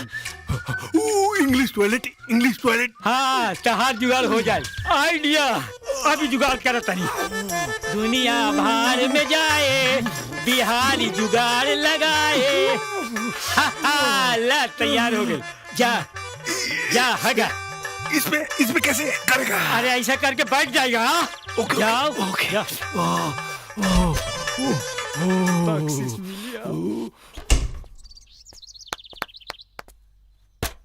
जब आवत तनी कोनो न कोनो अंदरे घुसल रहेला। के बा? अंग्रेजवा बा। ए बाहर निकल यार जल्दी।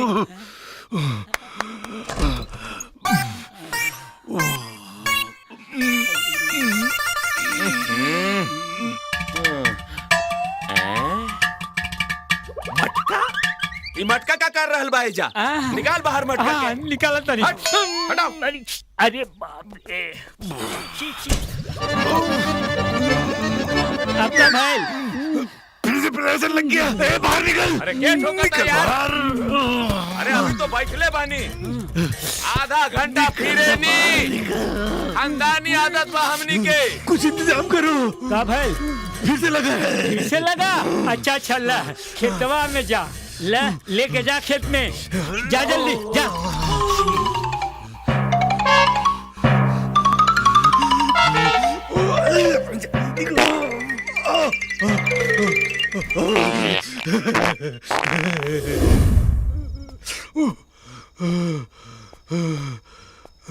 ये हमार होके वाला दुल्हा।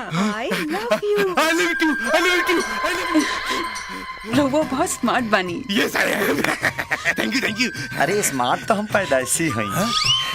आगे आगे देखा, वो लंगूर का हम ही हाल करो कि उस सपना में भी बिहार के नक्शा की तरफ ना देखे। एक काजल, बहुत दिन हो गई बा, तनी एगो चुम्मा दा ना बिहारी स्टाइल में। चुम्मा? नो चुम्मा नो। अरे का करा तर उठवा काट देबू का हमार? अरे तू ही कहला ना बिहारी स्टाइल में, तो लो चाप के। तो एगो और दे दा।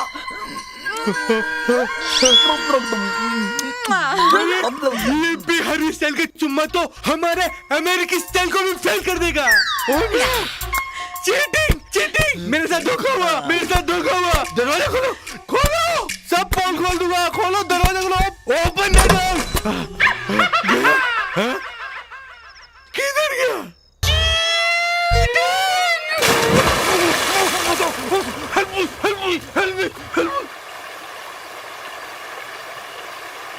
इससे पहले कि पापा के कुछ पता चले हमनी के भाग चले के काहे कि अब हम अपन प्यार के चमकत सूरज पर कोनो ग्रहण न लागे दे। मंदिर में शादी कैला के बाद हमनी के एगो नया संसार बसावल जाई। Very good, very good.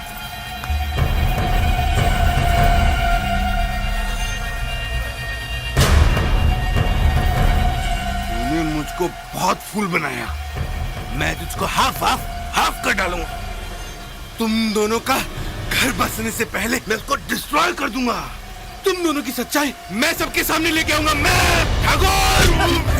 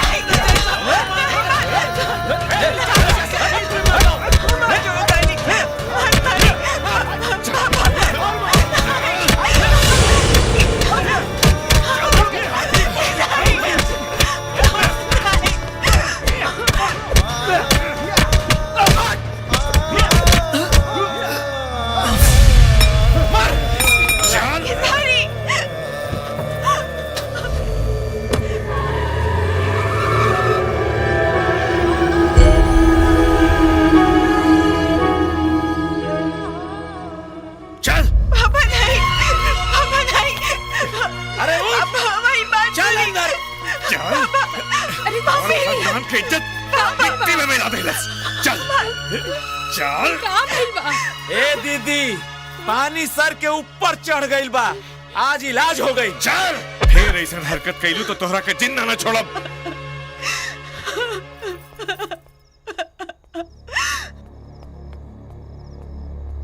कान खोल के सुन ला, काजल के पैर ही घर से बाहर ना निकले के चाहिए, बुझलू की ना? हमको अमेरिका वापस जाने का है। नो मैरिज प्लीज। बस एक रिक्वेस्ट, एयरपोर्ट के लिए गाड़ी किधर से मिलेगा हमको बताओ प्लीज।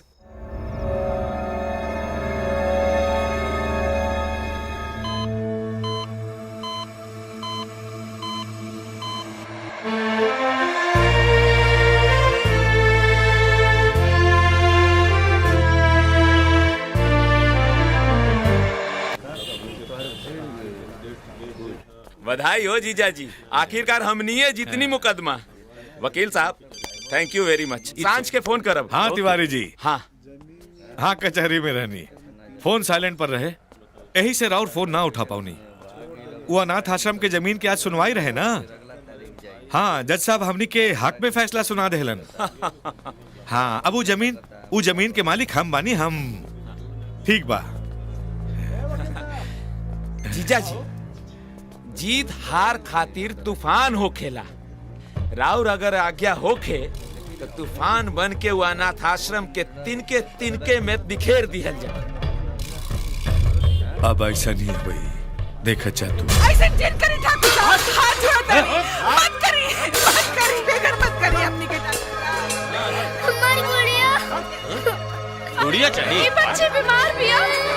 छोड़ दे एकरा के, छोड़ दे एकरा के, छोड़ दे एकरा के बुखार बा।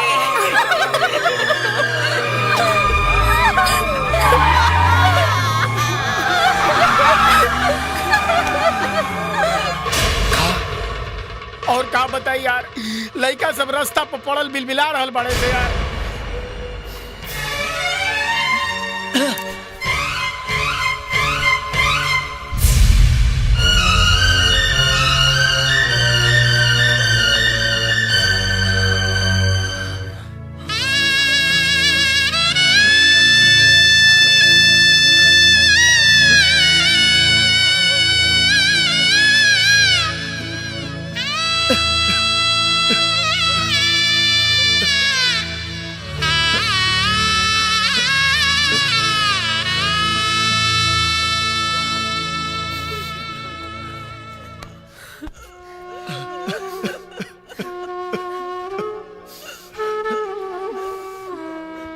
अमागनी काकी, सब ठीक हो जाए। काबिल रिंकी के बेटा, रिंकी के बहुत बुखार हो। अरे ते करा के डॉक्टर के पास ले जाके चाहिए ना। ए बेटा,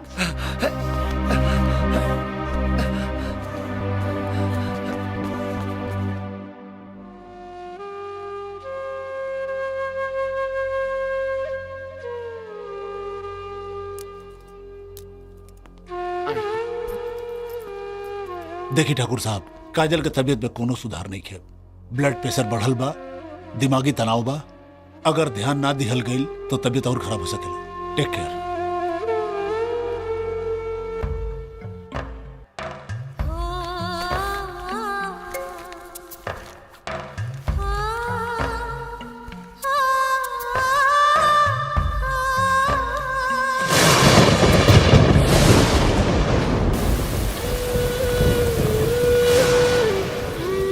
भैया भैया, क्या ए बच्ची की तबीयत बहुत खराब बा, आज रात भर खातिर रख ली ना।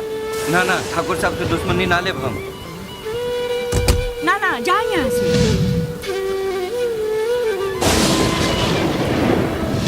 भैया ए मासूम पर दया करी, आज रात भर खातिर रख लिए रखे।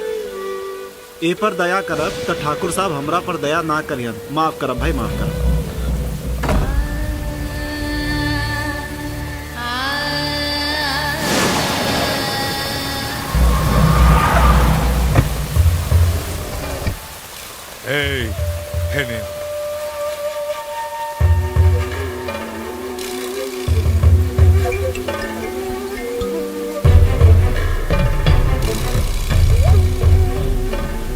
लइकन के हालात के जिम्मेदार तू बने। हमरा से दुश्मनी करके, हमारी इज्जत से खिलवाड़ करके तू लइकन के भविष्य से खिलवाड़ कर रहा बने। अब अहियो तोहरा पास मौका बा, तू काजल के जिंदगी से हट जा,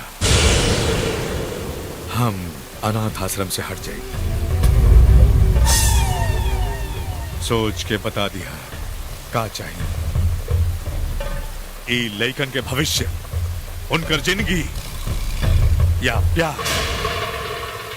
चला।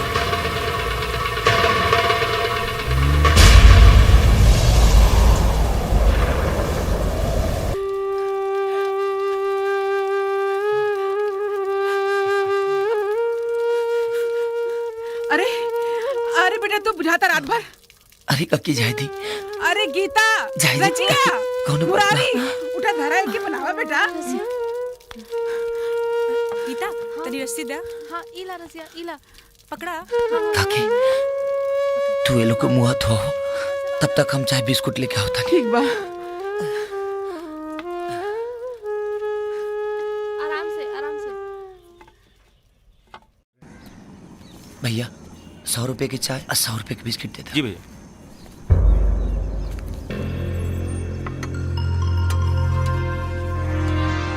ई लइकन के हालात के जिम्मेदार तू बन।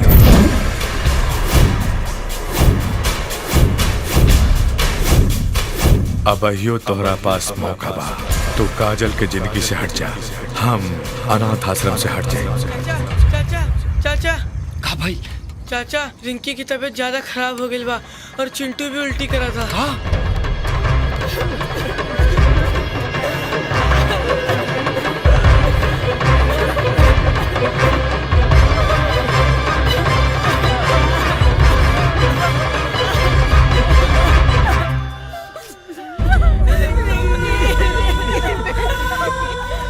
रिंकी, ए रिंकी बेटा, ए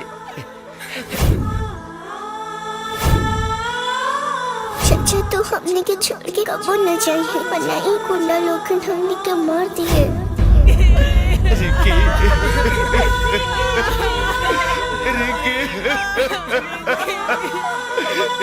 चाचा हमरा भी बुखार हो का रिंकी जैसन हम हूँ मर जाए।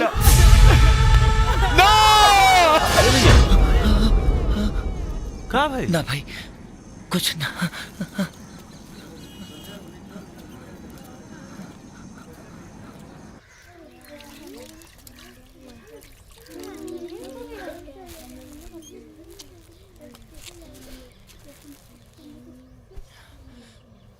आप तबीयत कैसे बा बेटा?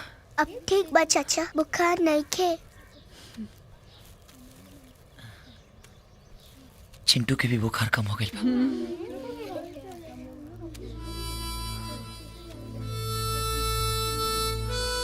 बेटा खा ले बेटा। ना। हे भगवान, ऐसे जिद करबू तो कैसे चली बेटा? खाला, थोड़ा सा खाला, हमार रानी बिटिया ना।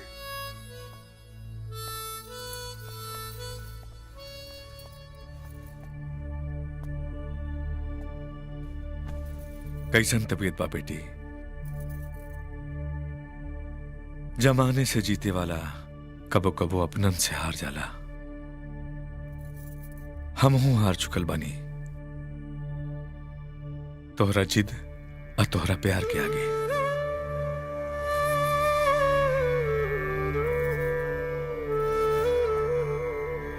और ये बात हम ठाकुर वीरेंद्र सिंह बन के ना, काजल के बाप बन के कहा तनी। हम खिसारी बाबू के आपन दामाद बनावे खातिर राजी बानी। पापा,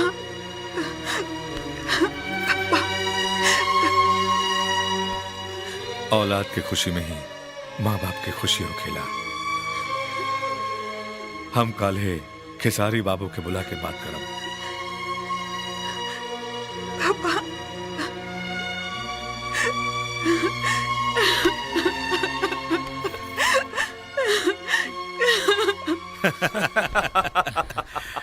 अरे ठकुराइन, देखा तोहर होखे वाला दामाद आयल बड़े, इनकर स्वागत करा। प्रणाम। खुश रहा।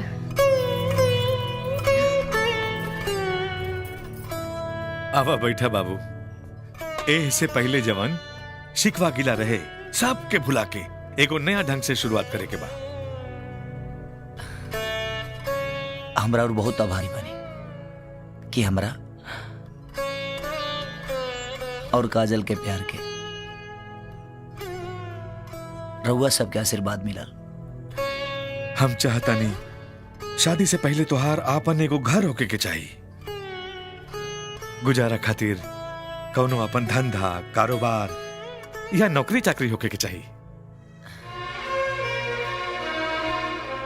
राउर सलाह तो ठीक बा ससुर जी, लेकिन ये बताई कि हैया तहक बड़ कोठी कौना दिन का में आई? रहल गुजारा करे के बाद तरवा लगे इतना पैसा, इतना जमींदारी, इतना मलिकाई बा कि 7 पुश्ता आराम से बैठ के खा ली। यानी कि खेसारी बाबू तू घर जमाई बनल चाहत रहो? तय में बुरा का बा?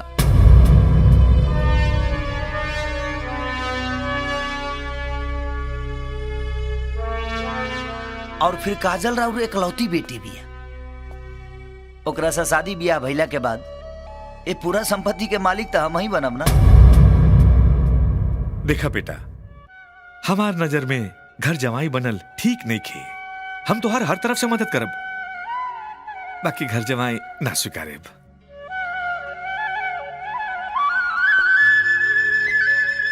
तो फिर हमके भी सोचे के पड़ी। का मतलब? तू काजल से प्यार करेला कि हमार दौलत से? दोनों से। वरना ये दुनिया में शादी करे खातिर लड़की सन के कमी नहीं खे ससुर जी। केसारी ये कहा हुए तोरा के कैसन बात करे दानी? तका गलत कहा तनी? तू हमरा से प्यार नहीं की करत? प्यार प्यार तो एगो जरिया रहे एकलौती बेटी के अमीर बाप तक पहुंचे के। अगर तो के इजाजत कोठी ना मिली तो तू हमरा से ब्याह ना करब? शायद ना।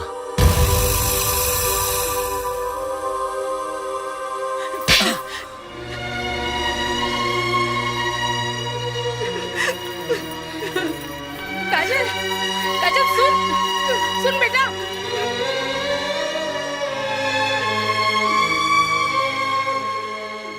रवा जैसन चाहनी अवसन तो हो गई। अब तो अपन वादा पूरा करी। जा, तोहरा के कोठी के चाबी मिल जाई। अरहल केस के सुलहनामा के पेपर तो काजल के ब्याह के दूसरे दिन हम दे दे।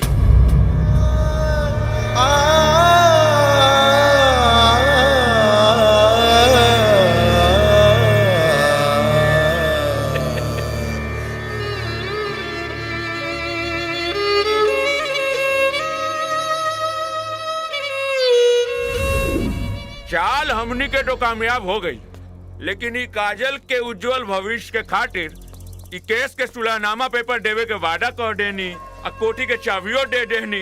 ई दोनों सौदा थोड़ा महंगा पड़ गई जीजा जी। पागल बाड़ा तू। अरे इंतजार तो बस काजल के शादी के हा।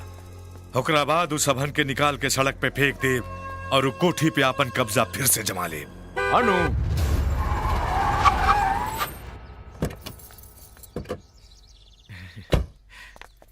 अरे नेहा बेटी अचानक? वो चाची से बात भइल रहे कि काजल की तबीयत ठीक नहीं खे तो देखे चलिए नहीं। ठीक कइले बेटा। नमस्ते चाची। खुश रहा। एकर का जरूरत रहे। आओ अंदर चला। आवा। माफ करिया बेटा, काजल बीमार रहली, यही से तोहरा और नेहा के ब्याह में ना आ पौनी। अच्छा केलू नेहा बिटिया, तू आ गईलू। काजल आजकल बहुत उदास रहेले। काहे? खाना पीना सब छोड़ दिले बिया। अब तू आ गईलू हा, ओके समझिया। काजल देखा क्या आइल बिया? नेहा। काजल अरे पगली, तो लोग बात करा, हम चाय नाश्ता के इंतजाम करत हई। ला काजल सुनकर बड़ा अफसोस भइल हमरा। पवन के का हाल चाल बा? बढ़िया बा। बढ़िया बा ना? हाँ। बाकी अभी आंसू पोंछ कर तू अपना आगे की खुशहाल जिंदगी के बारे में सोचा। अच्छा, अब आज्ञा दी। अच्छा चलो तनी काजल, तू अपन ख्याल रखियो। हम बाबूजी से शादी की बात करब। ठीक बा, काले जाके वीरेंद्र बाबू से काजल और पवन के शादी के बात करब। ठीक बा नू? जी। अरे देवर जी, बधाई हो बधाई। भाभी कैसे?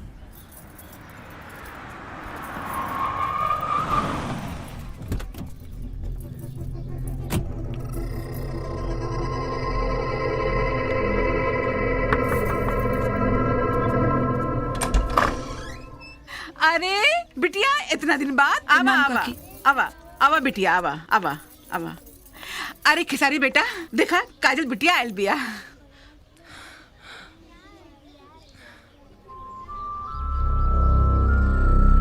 का बात हो? कुछ अनबन हो गल है का? काकी, हमार शादी की कार्ड बा। शादी? न्योता देवी अलबानी। अरे खिसारी, ये सब का हो? बेटी, तू इतना बदल गई लो? ना काकी, बदलना गई नहीं, संभल गई नहीं। कबो कबो शैतान भगवान के रूप में आवेला। मासूम और अनाड़ी बनकर दिल में समा जाला और अपन मकसद पूरा करे खातिर खिलाड़ी बनकर अपन खेला खेल के चल जाला। हर मिलन के ही संग जुदाई है, जिंदगी एगो लम्हर लड़ाई है, इहे जीवन के सच्चाई है, जिंदगी को लम्हर लड़ाई है। तोरा आँख के आंसू और काजल के बेरुखी में कोनो बहुत बड़ा राज छुपल बा भाई। बोला का भाई, बोला। अरे ना यार, ऐसा कोनो बात नहीं के भाई, तोहार बचपन के दोस्त हैं हम, मत छुपावा। बोला का भाई, बोला। तोरा हमर दोस्ती के कसम बा, बोल। अरे यार, यहाँ आइला के बाद ऐसा लागल ना कि एगो परिवार मिल गए, आपन परिवार, और उस समय की आंधी में बिखरे लगा।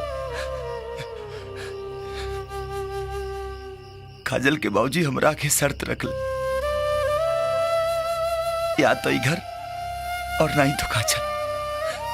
अब तो ही बताओ कि माई के ममता और ये लइकन के प्यार के अलावा एकनी के विश्वास के धागा के कैसे तोड़ दी, कैसे? ऐसे हम काजल के सामने अपने आप के लालची और धोखेबाज साबित करके ओकरा दिल में नफरत पैदा कर देनी यार, नफरत पैदा कर देनी। काहे कि एक घर परिवार के बचावे खातिर अपने प्यार के कुर्बानी के आगे हमरा लगे दोसर कोनो रास्ता ना रहे यार, कोनो रास्ता न रहे।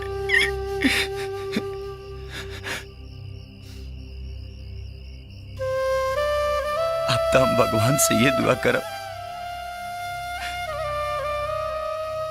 कि हमर काजल जहां भी रह खुश रह, बहुत खुश रह।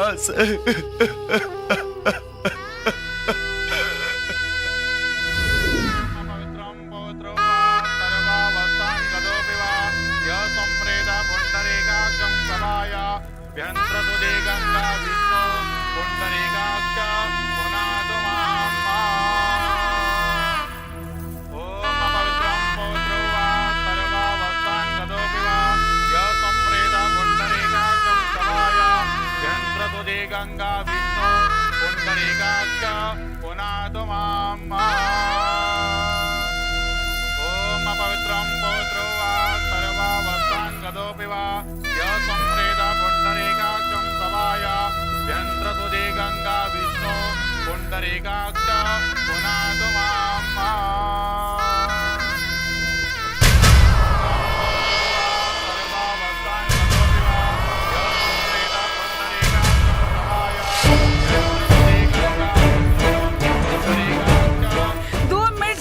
से मिल ले बेटा। एक बार काजल से मिले जाए ना। काजल बेटी।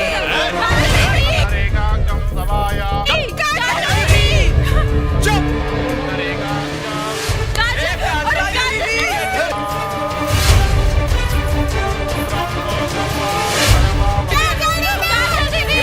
कहीं ना कि पीछे ना वो बंद कर।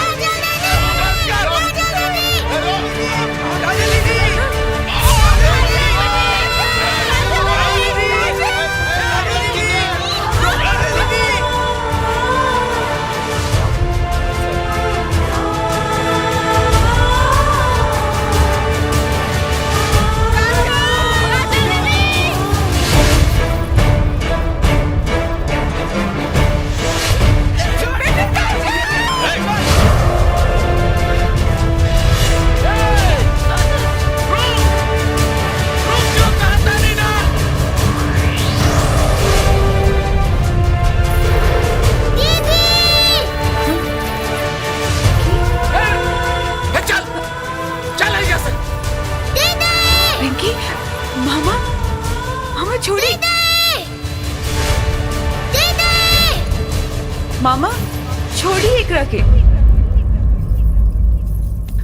का भइल बेटा? दीदी वो देखा काकी। काजल दीदी, काजल दीदी। आए दी उन लोगन के।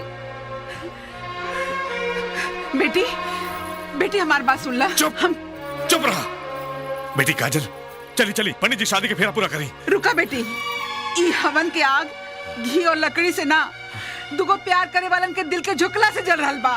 हमार बात सुन ली, हम तोरा एगो सच्चाई बताना चाहता नहीं। चला चला बेटी बेटी। पंडित जी शादी के फेरा पूरा करी। रुकी पापा, पहले काकी की बात पूरा होके दी, फिर शादी के फेरा हुई। बोली काकी का बतावल चाहता नहीं? बेटी तुहार बाप बहुत धोखेबाज है।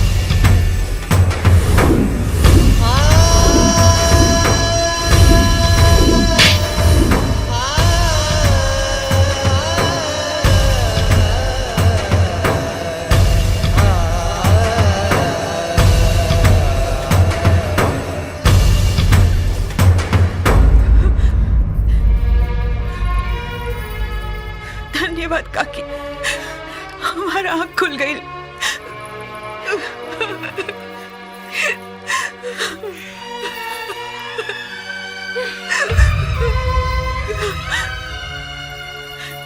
वाह पापा वाह, हज राउर महानता खेसारी के त्याग के आगे बहुत छोट लागता। वो काकी की कोख से नहीं के जन्म ले, वो बच्चा लोगन से खून के रिश्ता नहीं के, पर उस सबन की खुशी खातिर अपन प्यार त्याग दिलन। और रहुआ अपन अपने ही खून के खुशी के अपन स्वार्थ, अहंकार और जिद की अग्नि में झोंक देनी।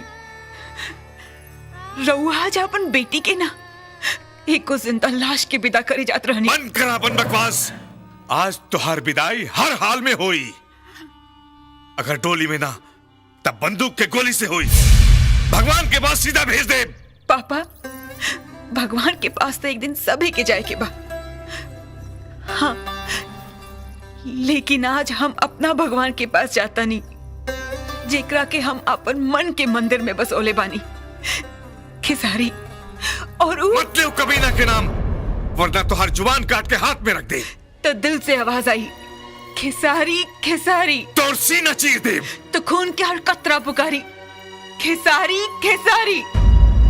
मोहब्बत बा जमाना पे भारी, आज तक रउआ खेल खेलनी, अब बाटे हमार भारी। पापा मोहब्बत जब दीवानगी पे उतरेला तो तूफान नियन रास्ता के हर रुकावट के ढा देला।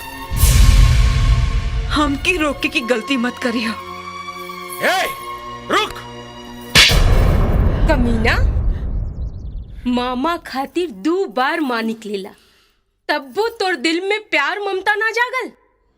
अब एकर खुशी में आग लगावल चाहत रे। बाकी अब हम ऐसा ना होके दे।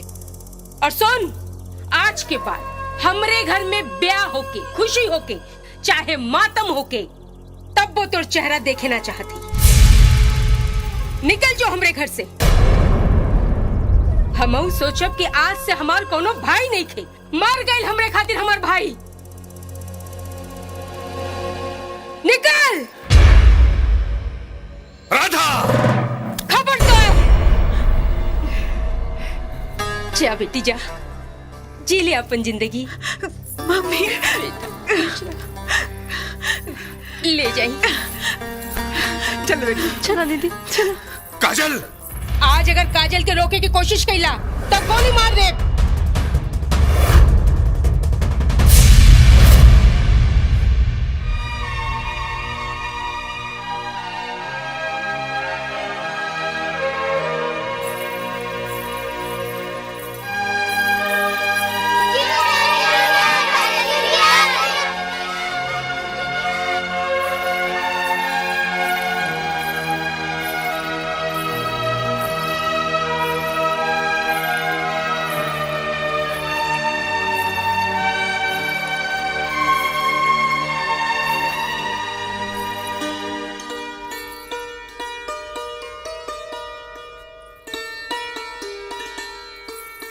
चला बच्चा लोग, अंदर चलो।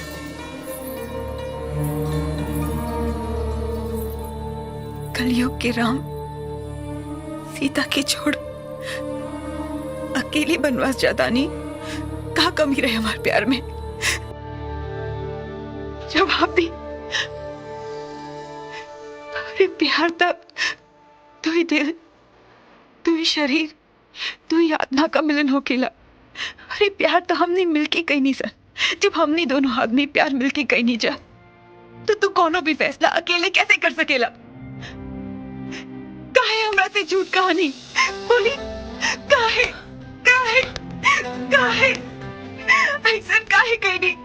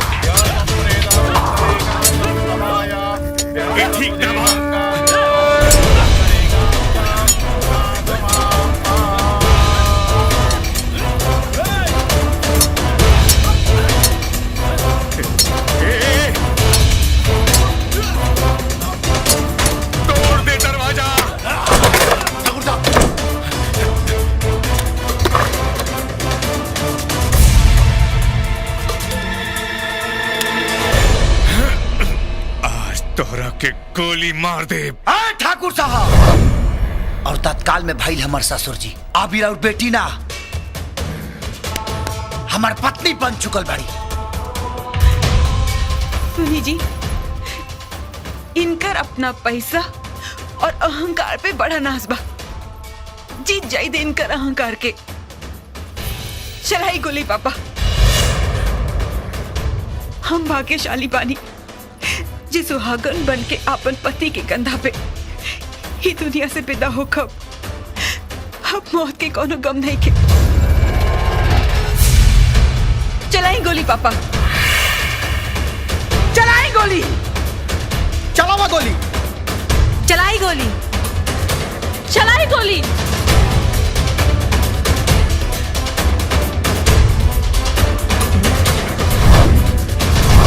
बाबू साहेब,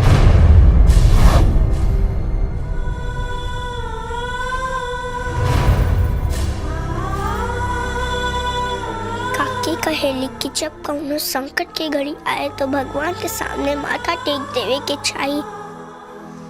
रउआ हमने खातिर भगवान बन जाए, अपन गुस्सा तो कर दीदी के आशीर्वाद दे दी।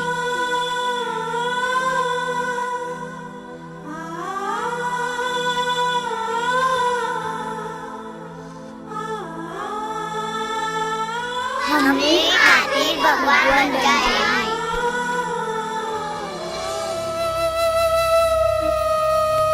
हार जाई बेटी की खुशी के खातिर फेंक दी बंदूक। इनन के सच्चा प्यार के जीत चाह दी।